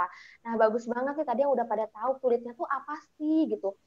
Dan karena sebenarnya kalau kita tahu nih jenis kulit kita itu akan berpengaruh dengan produk apa nih yang harus dibeli, produk apa nih yang harus digunakan yang sesuai dengan jenis kulitnya masing-masing. Mungkin tadi masih ada yang bingung, sini aku share ya. Jadi sebenarnya basicnya itu kulit kita itu ada 4 jenis. Ada yang kulit normal, kulit kombinasi, kulit berminyak, dan kulit kering. Terus ada yang bingung nih, oh ciri-ciri gimana nih Kak? Gitu ya. Nah kalau kulitnya normal, mungkin teman-teman semua boleh nih sambil berkaca, teman-teman diraba nih kulitnya. Kalau kulitnya sekarang dipegang-pegang, halus. Terus yang kedua tuh kenyal, lembab gitu ya. Pori-porinya rapat dan tidak mengkilat, berarti kulitnya cenderung normal. Kalau misalnya teman-teman nih, simpelnya bangun tidur deh. Bangun tidur teman-teman langsung pegang wajahnya, kenyal nggak, halus nggak, berminyak nggak. Kalau misalnya aman semuanya, berarti kulitnya normal. Ini tuh ini tuh biasanya tuh kulit normal tuh untuk kulit-kulit bayi, itu pasti udah normal. Terus remaja-remaja juga masih normal gitu ya. Alhamdulillah banget buat teman-teman yang punya kulitnya normal. Yang kedua adalah kulit kombinasi. Apa sih ciri-ciri kulit kombinasi? Kulit kombinasi ini ciri-cirinya itu berminyak hanya di area T-zone. T-zone itu apa? T-zone itu adalah dahi, hidung, dan dagu. selebihnya itu cenderung kering dan normal. Jadi kalau misalnya kulitnya kombinasi, biasanya muncul jerawatnya itu hanya di area-area T-zone. Biasanya, wah berminyaknya di hidung nih, biasanya muncul jerawatnya juga seringnya ada di hidung. Itu untuk kulit yang kombinasi. Yang ketiga adalah kulit yang berminyak. Ciri-cirinya apa? Yang pertama nih, kalau misalnya teman-teman bercermin, ngerasa, ih kok pori-pori aku kelihatan banget ya, gitu. Kok ada bintik-bintik pori-porinya tuh kelihatan banget, gitu. Karena ciri-cirinya adalah pori-porinya besar. Terus kalau misalnya ngerasa kulitnya tuh mengkilap, dan permasalahan yang sering timbul di kulit berminyak adalah rentan berjerawat. Yang terakhir adalah kulit yang kering. Kalau kulit kering ini biasanya muncul di usia 30 tahun ke atas, tapi tidak mungkin juga nih kalau misalnya usianya masih belasan tahun, kulitnya cenderung kering. Ciri-cirinya apa? Ciri-cirinya biasanya kalau yang tadi kulit normal diraba halus, tapi kalau kulit kering itu diraba itu kasar. Terus kusam, permasalahan kulitnya itu biasanya ngerasa kusam, dan permasalahan yang timbul di kulit kering adalah garis-garis halus di wajah. Jadi biasanya nih yang kulitnya kering banget tuh lebih cepat wajahnya keriput dibandingkan kulit berminyak. Karena dia tuh kadar minyaknya sedikit, jadi kulitnya rentan untuk timbul garis-garis halus. Nah, oh ya, mungkin kalau misalnya teman-teman nih mau bertanya, boleh banget di kolom chat atau di akhir kita akan ada sesi. Mungkin ya aku kasih kesempatan untuk bertanya. Boleh di next? Nah, terus gimana nih ketika kita udah tahu nih jenis kulit kita tuh A, jenis kulit kita tuh kering nih. Yang kedua adalah gimana caranya perawatan wajah. Yang pertama, setelah teman-teman tahu jenis kulitnya apa, teman-teman harus memilih produk perawatan kulit yang sesuai dengan tipe kulitnya masing-masing. Kenapa? Kalau misalnya kulitnya kering, terus pakai produk perawatan untuk kulit berminyak, mau setahun 2 tahun pakai juga nggak akan ngefek, atau bahkan mungkin ngefeknya lebih lama. Atau mau beli produk yang jutaan tapi nggak sesuai dengan jenis kulit, itu juga nggak akan berpengaruh. Jadi kadang nih mungkin teman-teman pernah ngerasa, kok facial wash di temen aku bagus banget sih, jadi cerah, jadi lembut, jadi pori-porinya rapat, kok aku pakai biasa aja sih. Bisa jadi yang pertama nggak sesuai dengan jenis kulitnya atau pemakaiannya kurang maksimal. Jadi ada banyak faktor nih gitu ya, produk itu bisa work sama enggak di satu orang sama orang lainnya. Jadi pastikan yang sesuai dengan jenis kulitnya. Mungkin sedikit tips ya, kalau misalnya kulitnya berminyak, facial wash-nya pakainya kayak gimana? Kalau kulit berminyak, pakai facial wash-nya yang banyak mengandung busa, kayak misalnya whip foam, itu creamy foam gitu. Itu yang banyak mengandung busa itu cocok untuk kulit yang berminyak. Tapi untuk kulit yang kering, pakailah pencuci wajah yang non-soap formula. Jadi yang busanya itu sedikit. Bahkan mungkin pernah teman-teman cobain, kok facial wash-nya nggak ada busanya ya gitu. Licin. Itu tuh untuk jenis kulit yang kering. Jadi teman-teman harus pastikan nih produknya sesuai dengan jenis kulit. Yang kedua adalah melakukan pembersihan eksfoliasi secara rutin. Pembersihan itu fungsinya untuk mengangkat sel kulit mati, kotoran di wajah. Cuci wajah itu minimal 2 kali sehari, tapi untuk eksfoliasi kayak misalnya scrub itu boleh seminggu 2 kali.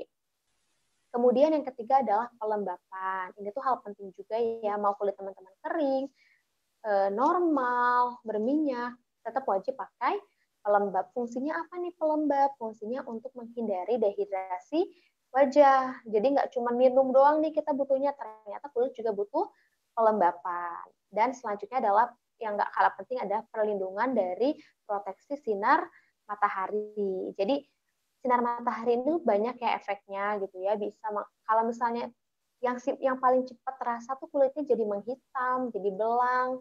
Tapi jangka panjangnya itu sinar matahari itu bisa mengakibatkan bintik-bintik hitam di wajah, garis halus di wajah, bahkan bisa mengakibatkan kanker kulit. Itu karena paparan dari sinar matahari. Nah, teman-teman juga bisa nih dan ekstrak buat mata sama bibir dan bisa menghindari polusi asap dan stres. Jadi next.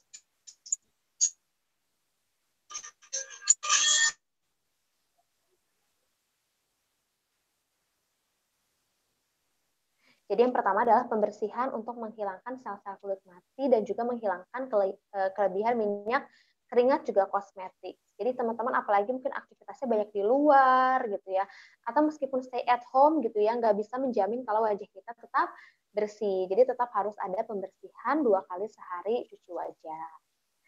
Jadi next.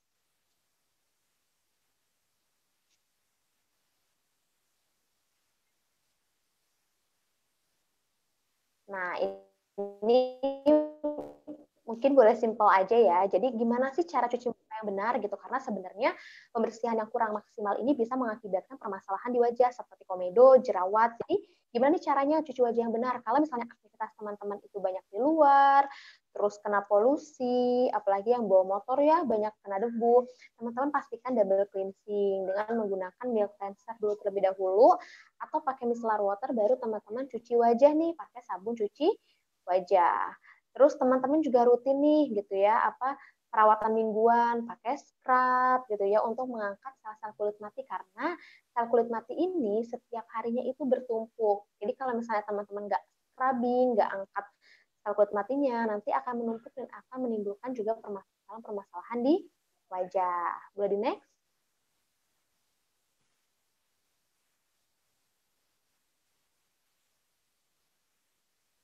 Nah, ini boleh di next aja deh, ini cara double cleansing. Boleh di next. Di next lagi. Nah, what sleeping in your makeup does to your skin gitu ya. Sebenarnya banyak banget kan faktor faktor membuat permasalahan pada wajah gitu ya. Salah satunya tadi pembersihan yang kurang maksimal, terus polusi, debu. Kalau misalnya itu terus bertumpuk, nah ini tuh akan mengakibatkan permasalahan seperti gambar di sini. Ini tuh pembersihan kurang maksimal, sering pakai makeup setiap hari atau pakai krim setiap hari tapi nggak dibersihin, jadi bisa mengakibatkan kulitnya yang asalnya normal jadi berminyak, atau yang asalnya normal jadi kering, atau salah satunya di gambar nih dia jadi rentan sensitif karena terus menumpuk hal-hal di wajah kita tapi tanpa adanya pembersihan. Boleh di next?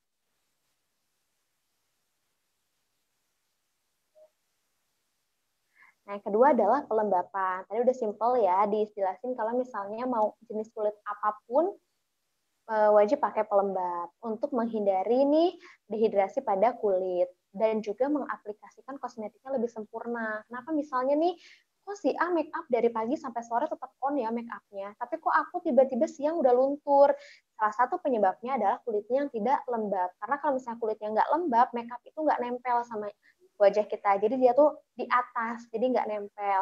Itu akibatnya kenapa kosmetiknya nggak tahan lama. Jadi pelembapan itu penting di pagi hari maupun di malam hari. Ketika malam hari itu untuk meregenerasi kulit kita menjadi kulit normal. Bahkan pelembapan malam itu sangat penting karena kulit kita itu lagi istirahat, jadi di situ produknya akan bekerja lebih maksimal. Jadi buat teman-teman yang mungkin ngerasa, kok dia mau tidur doang pakai deodoran malam sih, pakai body lotion malam sih, pakai pelembab malam sih, krim malam lah, night cream dan lain-lain.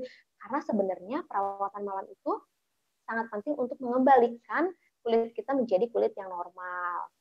Jadi kalau misalnya ngerasa, ih aku kok nggak enak ya badannya kayak ngerasa bau nih, pakai deodoran malam rutinin. Jadi itu akan meregenerasi kulit kita menjadi kulit yang normal. Boleh di next? Nah, ini yang penting juga adalah foto proteksi perlindungan dari paparan sinar UV. Boleh di next?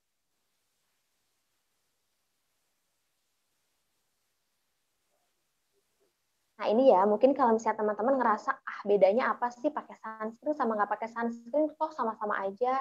Nah, kalau misalnya teman-teman nih, ada alat namanya foto proteksi sinar UV.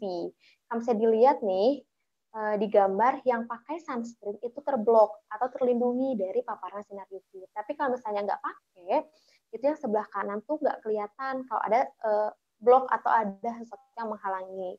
Nah, efeknya apa? Efeknya kalau misalnya nggak pernah pakai sunscreen, nanti akan timbul bintik-bintik hitam di wajah yang nantinya akan muncul ketika 10-20 tahun ke depan. Jadi mungkin teman-teman pernah nih ngelihat ibunya atau mungkin tetangganya, kok udah dewasa, udah 50 tahun ada muncul flek-flek hitam ya. Itu tuh asalnya adalah ketika usia mudanya itu tidak pernah pakai sunscreen. Jadi buat teman-teman nih yang usianya masih belasan tahun atau masih 20 tahunan gitu ya, dari sekarang dirajinkan pakai sunscreen, karena kalau nggak pakai nanti munculnya ketika teman-teman udah dewasa. Itu nanti udah susah deh kalau misalnya udah dewasa pengen ngilangin flek hitam harus laser dan lain-lain. Jadi simpelnya pakailah sunscreen dari sekarang. Boleh di next?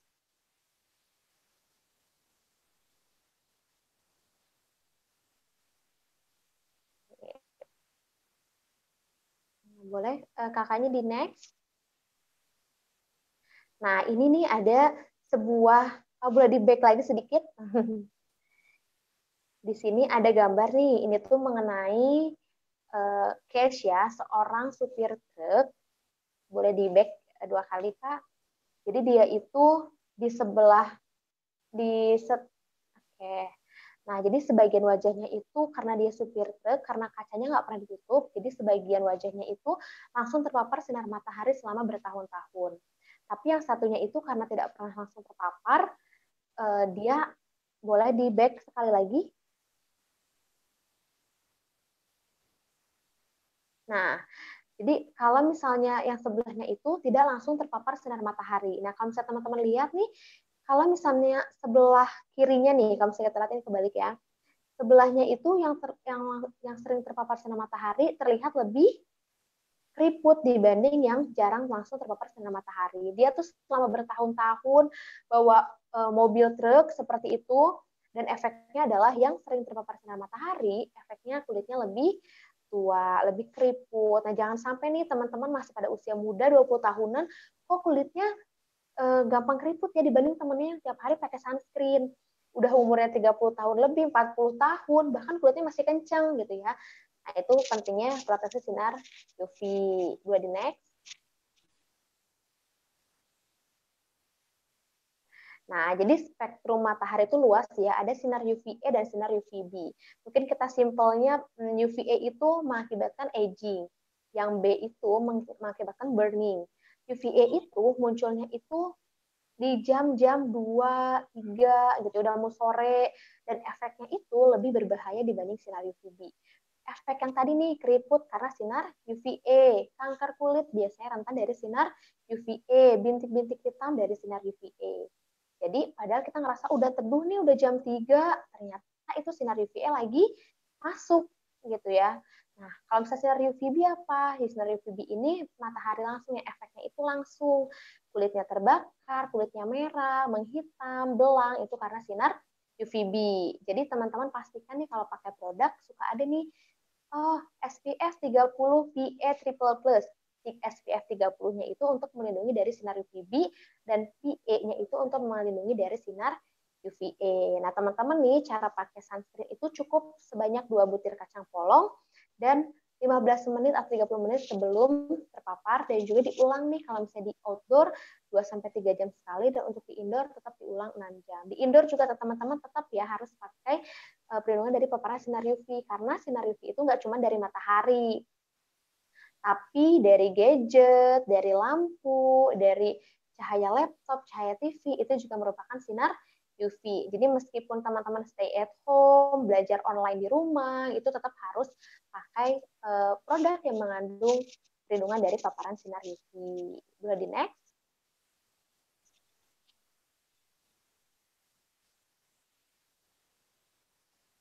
Oke, ini boleh di next aja.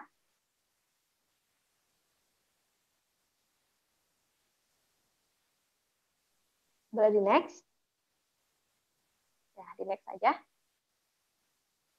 Oke, nah setelah teman-teman nih tahu jenis kulitnya apa, tahapan simpelnya perawatan tuh tadi ya, ada pembersihan, pelembapan, dan perlindungan dari paparan sinar matahari. Yang terakhir adalah teman-teman harus mengenali produk perawatan kulit dari teman-teman pakai. Kenapa nih? Jangan sampai teman-teman buka Instagram, ada produk nih seminggu langsung cerah, ada produk nih seminggu jerawatnya langsung hilang. Tapi teman-teman nggak tahu sebenarnya produk itu tuh diproduksinya kayak gimana, bahan-bahannya itu ada apa. Jadi penting banget nih teman-teman untuk mengenali produk perawatan dari yang teman-teman pakai. Caranya gimana nih? Yang pertama nih, pastikan ada nomor notifikasi. Lalu teman-teman simpelnya ada BPOM-nya nggak ya? Ini aman nggak ya? Gitu. Yang kedua adalah jelas perusahaan pembuatnya. Kepoin aja, teman-teman pakai produk A. Produk A tuh ada perusahaan pembuatnya apa ya? Gitu. Atau jangan-jangan dia usaha di rumah yang nggak tahu nih racikannya apa. Jadi teman-teman harus sekepo itu untuk produk, apalagi untuk skincare ya.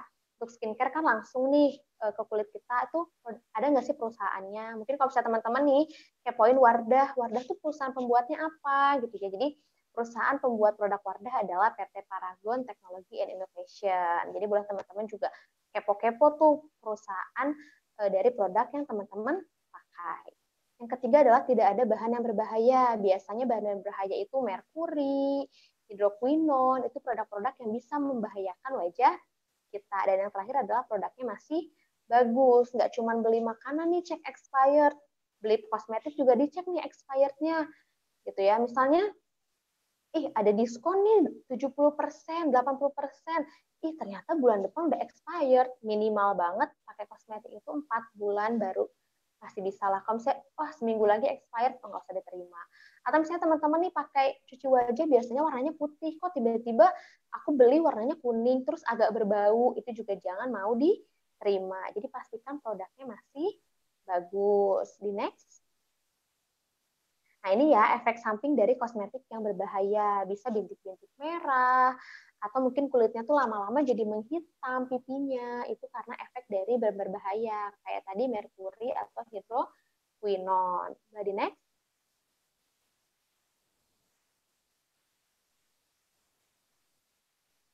Nah, jangan sampai ya teman-teman nih, tertarik beli produk yang cepat, efeknya ternyata setelah nggak dipakai malah jadi makin bermasalah. Nah, sekarang kenapa sih penting banget gitu ya untuk kosmetik yang halal gitu ya?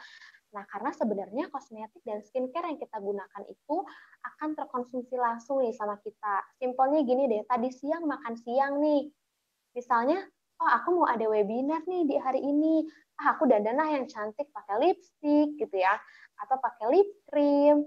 Pas tadi makan siang, tiba-tiba lipstiknya hilang. Berarti hilangnya kemana? Otomatis termakan dengan makanan yang tadi kita makan. Biasanya udah beres makan, touch up dulu deh, lipstiknya hilang. Lipstiknya itu termakan. Jadi berarti kosmetiknya terkonsumsi sih sama tubuh kita. Jadi apa yang terkonsumsi sama tubuh kita ya, biar kita aman nih beribadah sama beraktivitas sehari-hari, penting banget buat menggunakan kosmetik yang halal. Selain itu juga produk Wardah nih, mungkin dulu zaman kelahirannya Wardah, kalau misalnya teman-teman mungkin ada yang belum tahu nih, Wardah itu lahir di tahun 95. Jadi sekarang usianya sudah 25 tahun. Jadi zaman dulu itu produk halal tuh sama sekali nggak ada gitu ya. Tapi Wardah tuh menjadi pelopor produk halal di Indonesia gitu. Mungkin halalnya dari mana sih? Paling halalnya cuma pengen branding sekarang nih, lagi hits nih halal-halal. Tapi ternyata Wardah adalah merupakan produk pelopor nih di Indonesia yang memang dari awal diciptakan ingin memproduksi produk yang halal, yang aman dan ringan untuk wanita-wanita di Indonesia. Di next. Nah, ini kesimpulannya ya. Jadi kalau misalnya teman-teman pengen kulitnya sehat, selain teman-teman memilih produk yang cocok, gitu, produknya aman, teman-teman juga harus memiliki healthy lifestyle. Caranya doing physical activity, olahraga seminggu sekali, jalan kaki lah gitu ya, keliling komplek lah, jangan jadi kaum rebahan terus ya. Jadi harus ada aktivitas fisik. Kemudian makan makanan yang sehat. Karena apa yang kita makan tuh itu juga berpengaruh nih sama kesehatan kulit kita. Dan yang terakhir, tidur yang cukup. Aku lagi galau, aku nggak bisa tidur nih, udah aku begadang aja deh, nggak bisa tidur, nonton apa kayak Korea lah atau apa, terus jadi jerawatan, udah galau, diputusin, jerawatan pula gitu ya. Jadi tidur yang kurang cukup itu berpengaruh banget nih sama wajah kita. Jadi pastikan 6-8 jam sehari. Di next.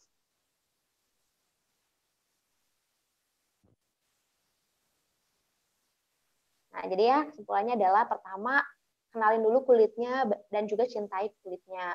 Kemudian teman-teman juga harus tahu nih apa aja hal-hal yang dapat merusak kesehatan kulit. Kayak tadi, begadang nih dapat merusak kesehatan kulit. Ada merkuri juga bisa merusak kesehatan kulit. Stres juga, gitu, itu juga bisa merusak kesehatan kulit. Lalu perawatan kulit yang konsisten. Oke, minggu ini aku rajin, aku cuci wajah rajin, scrub rajin, maskeran rajin, tapi cuma seminggu. Ya efeknya juga nggak akan konsisten. Jadi perawatan kulit itu penting banget untuk konsisten, dan juga menggunakan produk yang halal dan aman, dan tentunya gaya hidup yang sehat untuk kulit yang lebih sehat. Boleh di next? Nah, jadi kecantikan adalah pancaran kulit sehatmu. Kalau misalnya kulitnya sehat, insya Allah kecantikannya juga akan terpancar. Oke deh, sekian nih sesi sharing mengenai Wardah. Mungkin teman-teman panitia, apa ada waktu nih buat tanya jawab?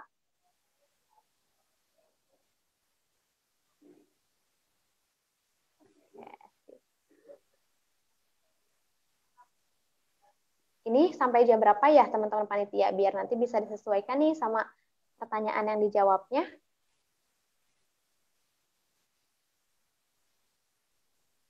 Halo teman-teman MC nih atau MC deh.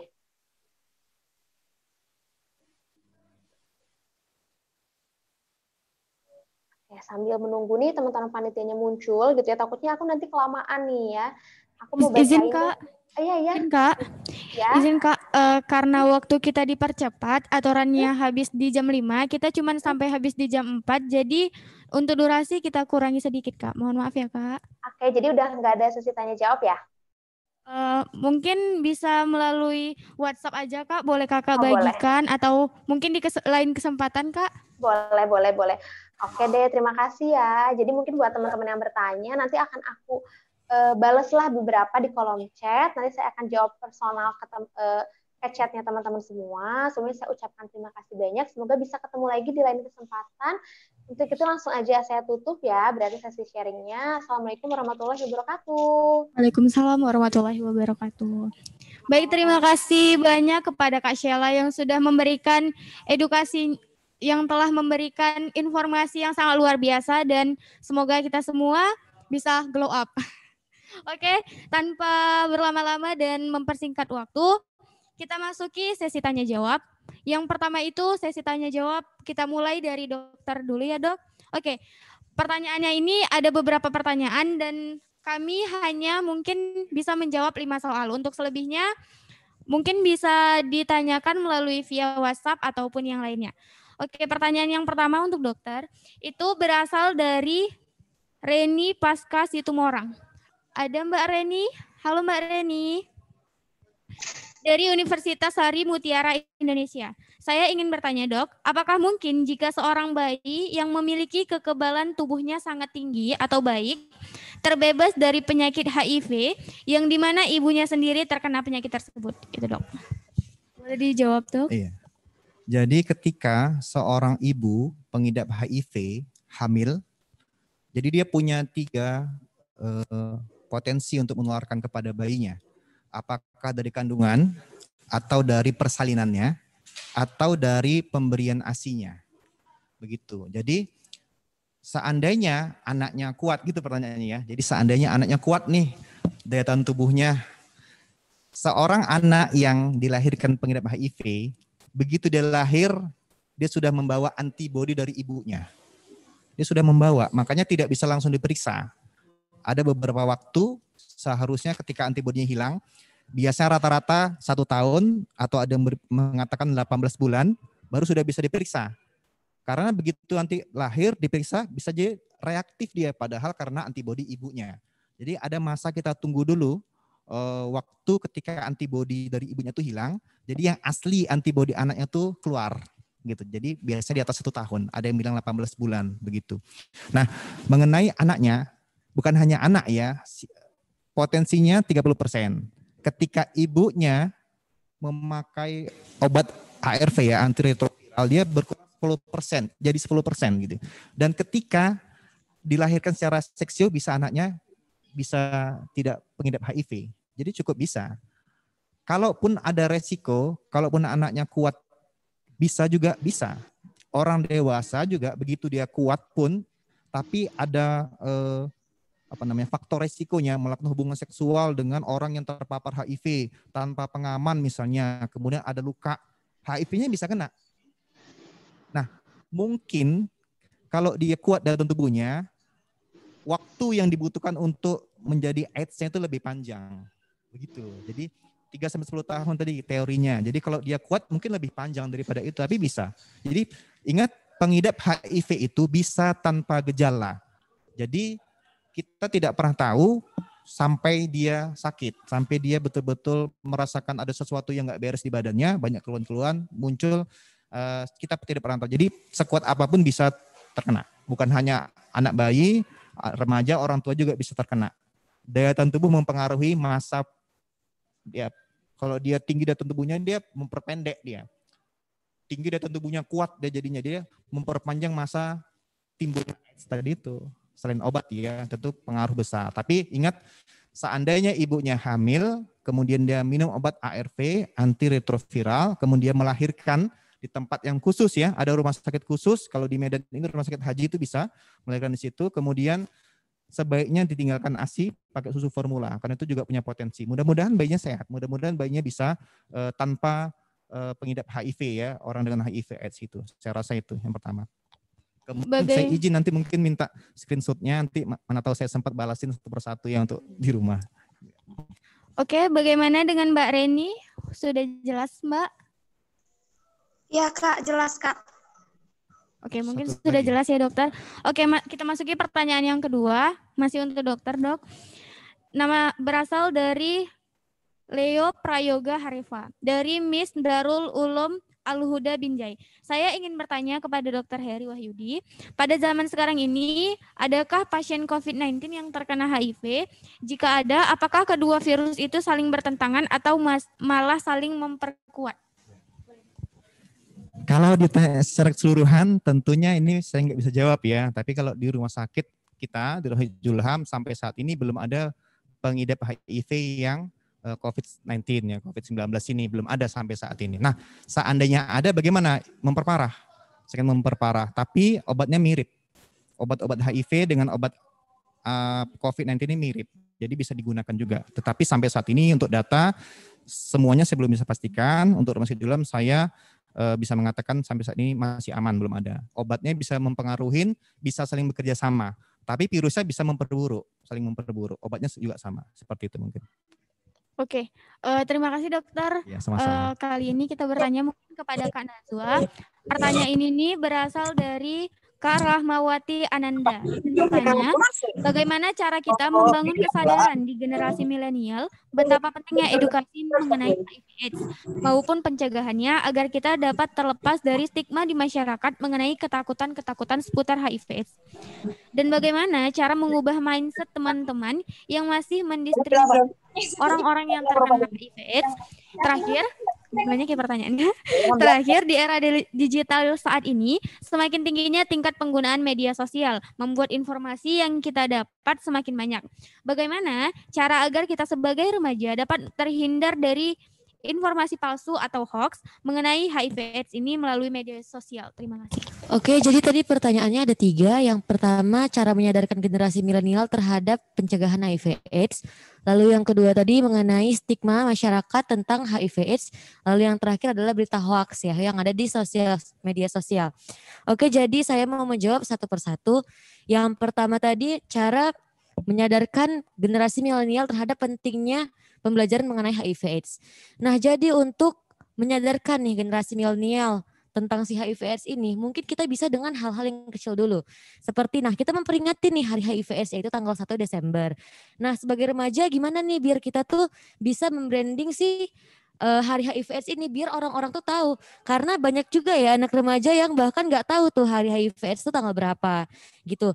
Nah, mungkin kita bisa nih membangun di organisasi untuk mengajak membuat kegiatan bermanfaat. Misalnya menyebarkan pita-pita yang seperti bentuk HIV/AIDS itu ya, yang warna merah. Nah, terus kita bagi-bagikan ke orang-orang. Terus kita juga sebar-sebar flyer, buat lomba, bisa juga seperti itu. Bisa juga membuat webinar seperti ini. Nah, jadi mungkin dengan begitu generasi milenial ini akan tergerak hatinya untuk mengetahui, oh ternyata begini ya HIV/AIDS itu, oh ternyata begini pencegahannya, gejalanya, cara mengobatinya dan lain-lain. Nah, jadi dari hal-hal kecil seperti itu, remaja ini kan mudah terpengaruh ya. Nah, jadi mempengaruhinya itu dengan hal-hal yang kecil dulu, tapi sering. Nah, setiap tahun dilakukan rutin ya. Nah, mungkin dengan begitu mereka akan sadar dengan betapa pentingnya kita sebagai remaja untuk tahu, untuk paham dan mau mengerti. Apalagi kita sebagai remaja kita juga harus peduli gitu ya. Kita harus peduli terhadap apa-apa saja yang terjadi di lingkungan sekitar kita. Lalu selanjutnya tadi mengubah stigma masyarakat mengenai HIV/AIDS ini yang dipandang sangat jelek gitu ya, sangat buruk gitu. Nah, jadi untuk mengubah stigma masyarakat tadi, kita kan di awal sudah nih mengetahui hal-hal kecil dulu nih tentang HIV/AIDS ya kan. Nah, saat kita sudah mengetahui hal-hal kecil itu, kita kan sudah punya ilmu. Kita berpengalaman ya kan, kita mencari tahu ke artikel, dari webinar, dari narasumber dan dari yang lain-lain. Nah, jadi dari ilmu kita ini kita bisa sharing ke teman kita, ke keluarga kita. Misalnya kita punya organisasi, kita misalnya punya teman yang mungkin followers Instagramnya banyak, kita bisa ajak live Instagram bareng dengan cara yang milenial ya tentunya gitu kan. Kita ajak dengan bahasa yang asik, dengan komunikasi yang baik dan nyaman. Nah, jadi mungkin dari situ remaja-remaja ini akan paham gitu. Kalau stigma buruk tentang HIV/AIDS ini sebenarnya harus kita hapuskan gitu. Kita nggak boleh mendiskriminasi, mengucilkan orang-orang yang memiliki penyakit HIV/AIDS ini begitu. Lalu yang terakhir tadi, cara kita memilah informasi yang hoax dan yang benar gitu ya di sosial media, terutama mengenai penyakit HIV/AIDS. Nah, saya pernah juga membaca artikel tentang HIV/AIDS yang menyatakan bahwa bersentuhan saja kita bisa tertular seperti itu. Nah, jadi itu balik lagi kepada diri kita sendiri. Cara kita itu bagaimana menggunakan sosial media. Maka jadilah remaja yang menggunakan media sosial ini dengan pintar, dengan baik gitu. Jadi jangan sampai kita yang membuat teknologi tapi kita yang dibodoh-bodohi oleh teknologi seperti itu. Jadi kita harus bisa menyaring sesuatu, informasi yang disebarkan di publik. Wah, ini bener nggak ya gitu. Baru kita sharing, baru kita pahami yang benar yang mana, yang salah yang mana. Yang benar bisa kita sharing, kita lanjutkan terus ke teman-teman kita, ke keluarga kita. Yang buruk kita klarifikasikan atau tidak kita sebarkan, seperti itu. Jadi lebih baik kita itu untuk menyampaikan sesuatu, untuk menerima sesuatu, ada kalanya tidak diterima bulat-bulat dan tidak menyampaikannya bulat-bulat gitu. Jadi apalagi ya di zaman sekarang ini, di generasi milenial ini banyak sekali hal-hal yang sering mudah dipercayai padahal itu tidak benar seperti itu. Kurangnya klarifikasi dan cara penyampaian yang mungkin membuatnya miskomunikasi seperti itu.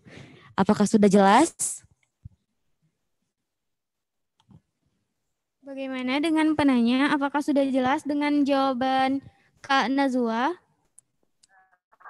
Sudah jelas, Kak. Terima kasih. Rahmawati. Sudah jelas? Oke, terima kasih kepada Kak Nazwa. Terima kasih. Intinya itu dimulai dari hal-hal kecil ya Kak Nazwa. Oke, kali ini kita lanjut pertanyaannya kepada Bang Zulfadli. Halo Bang Zulfadli. Halo. Halo. Jadi ada 2 pertanyaan Bang. Yang pertama itu berasal dari Isma Andriani, Pik Erkun Anta.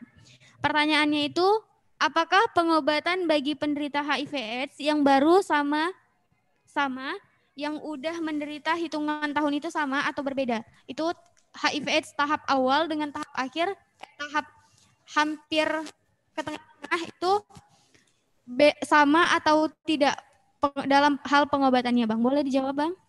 Terima kasih untuk pertanyaannya. Nah, untuk pengobatan HIV itu sendiri hanya ada satu, yaitu ARV. Baik dia tahap awal infeksi ataupun yang sudah bertahun-tahun. ARV adalah obat satu-satunya untuk orang yang terinfeksi HIV. Jadi tidak ada obat lain nih selain ARV itu, gitu teman-teman. Satu-satu obatnya yang diakui dunia itu hanyalah ARV, gitu. Berarti tetap sama ya Bang ya? Iya, sama. Izin Bang, mungkin dokter ingin mau menambahkan? Boleh. Ya, menambahkan sedikit mungkin tambahannya itu bedanya dengan infeksi yang didapatkannya. ARV tetap diberikan sama dia.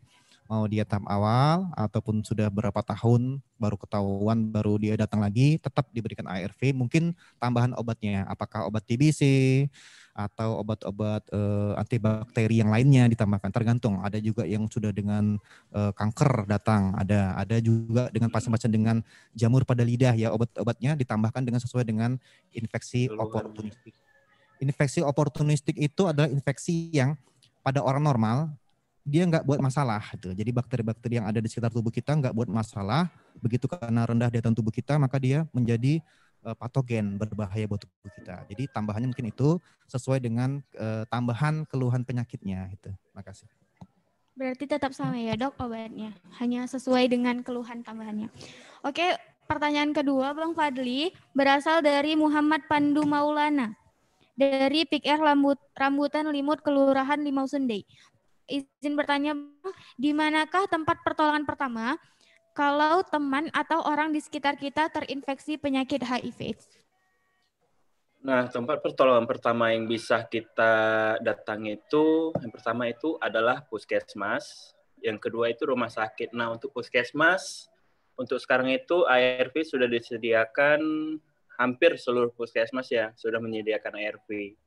Begitu juga rumah sakit. Jadi kalau dari rumah kita ke rumah sakit terlalu jauh, kita coba datangi puskesmas terdekat yang berada di dekat rumah kita. Seperti itu, teman-teman. Iya, baik Bang. Boleh ditambahkan dokter, sebagai dokter kira-kira ada yang ingin ditambahkan?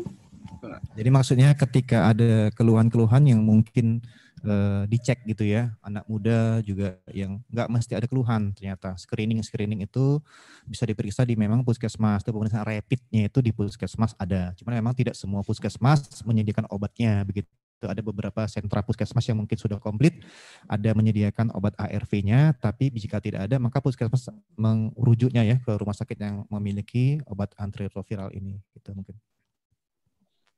Oke, jadi kira-kira jika ada teman-teman yang memiliki teman yang mungkin memiliki gejala berupa yang berhubungan dengan HIV ini bisa langsung dicek di puskesmas atau bisa langsung ke rumah sakit. Intinya seperti itu ya. Tambahannya mungkin ya supaya tidak ragu, kerahasiaan itu ada. Jadi pengidap HIV sendiri pun bisa memilih dia siapa orang yang berhak mengetahui kondisinya. Jadi begitu juga dengan pemeriksaannya. Jadi jangan khawatir nanti disebarluaskan dia pengidap HIV, tidak. Jadi kita berusaha, di program juga kita berusaha untuk kerahasiaan nomor 1.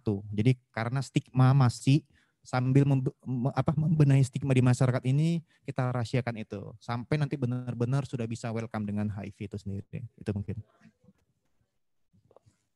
Oke, terima kasih dokter. Terima kasih Bang Zulfadli yang telah menjawab pertanyaannya. Terima kasih dokter. Terima kasih Kak Nazwa Makfira.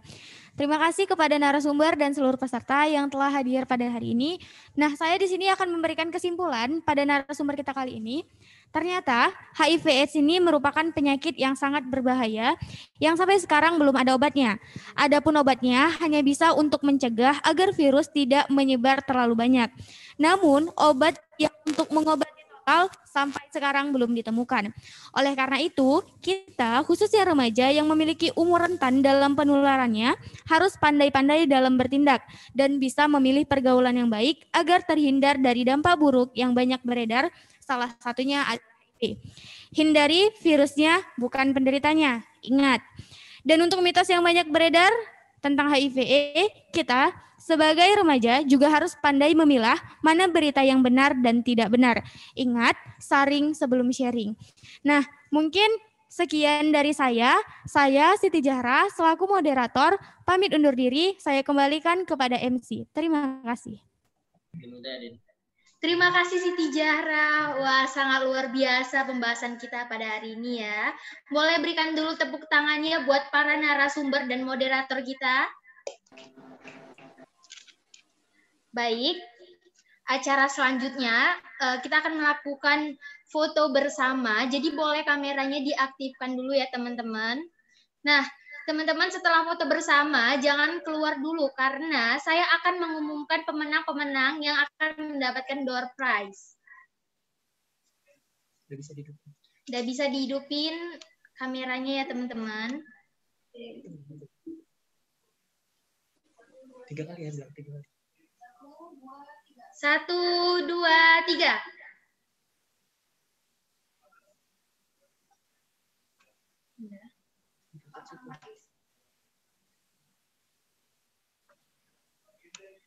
Oke, satu lagi. Salam genre teman-teman.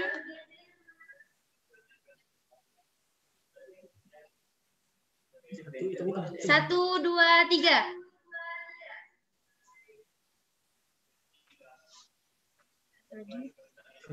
Satu lagi terakhir teman-teman, berencana itu keren.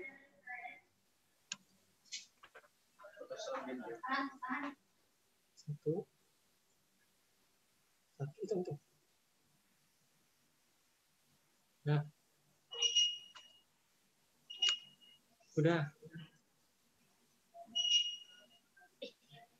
Kira. Ini balik dulu.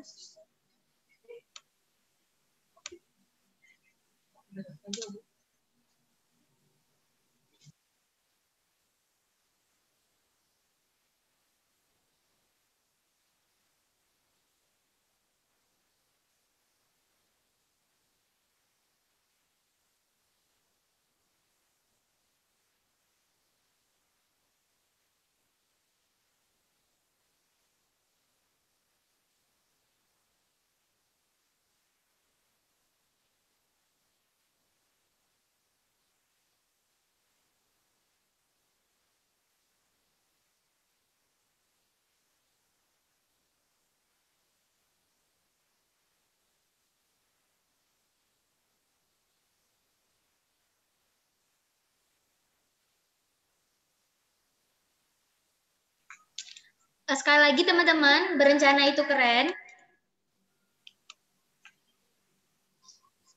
1, 2, 3. Udah lah.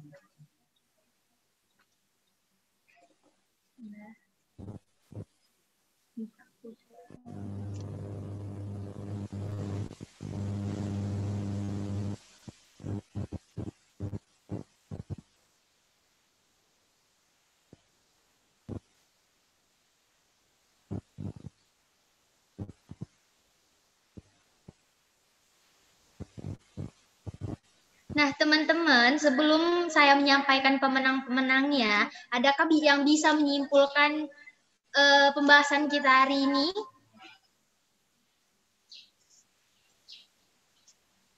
Ayo, adakah yang bisa?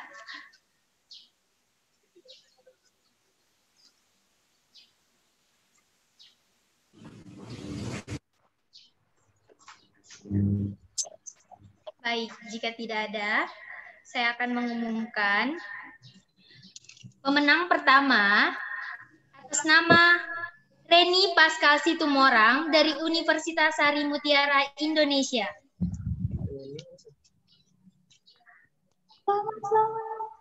Pemenang kedua atas nama Leo Prayoga Hareva dari Miss Darul Ulum Al-Huda Binjai. Pemenang ketiga atas nama Rahmawati Ananda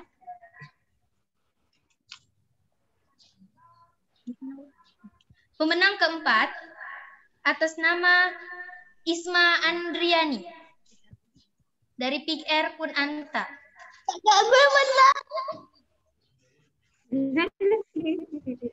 Dan pemenang terakhir atas nama Muhammad Pandu Maulana dari Pik Air Rambutan Limun.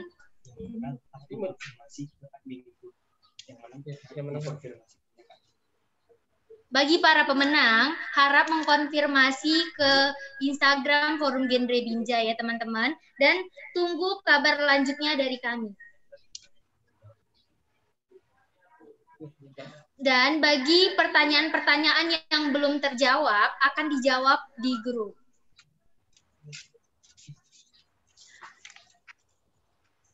Baik, saya ucapkan terima kasih kepada para narasumber dan para hadirin yang telah bergabung pada hari ini.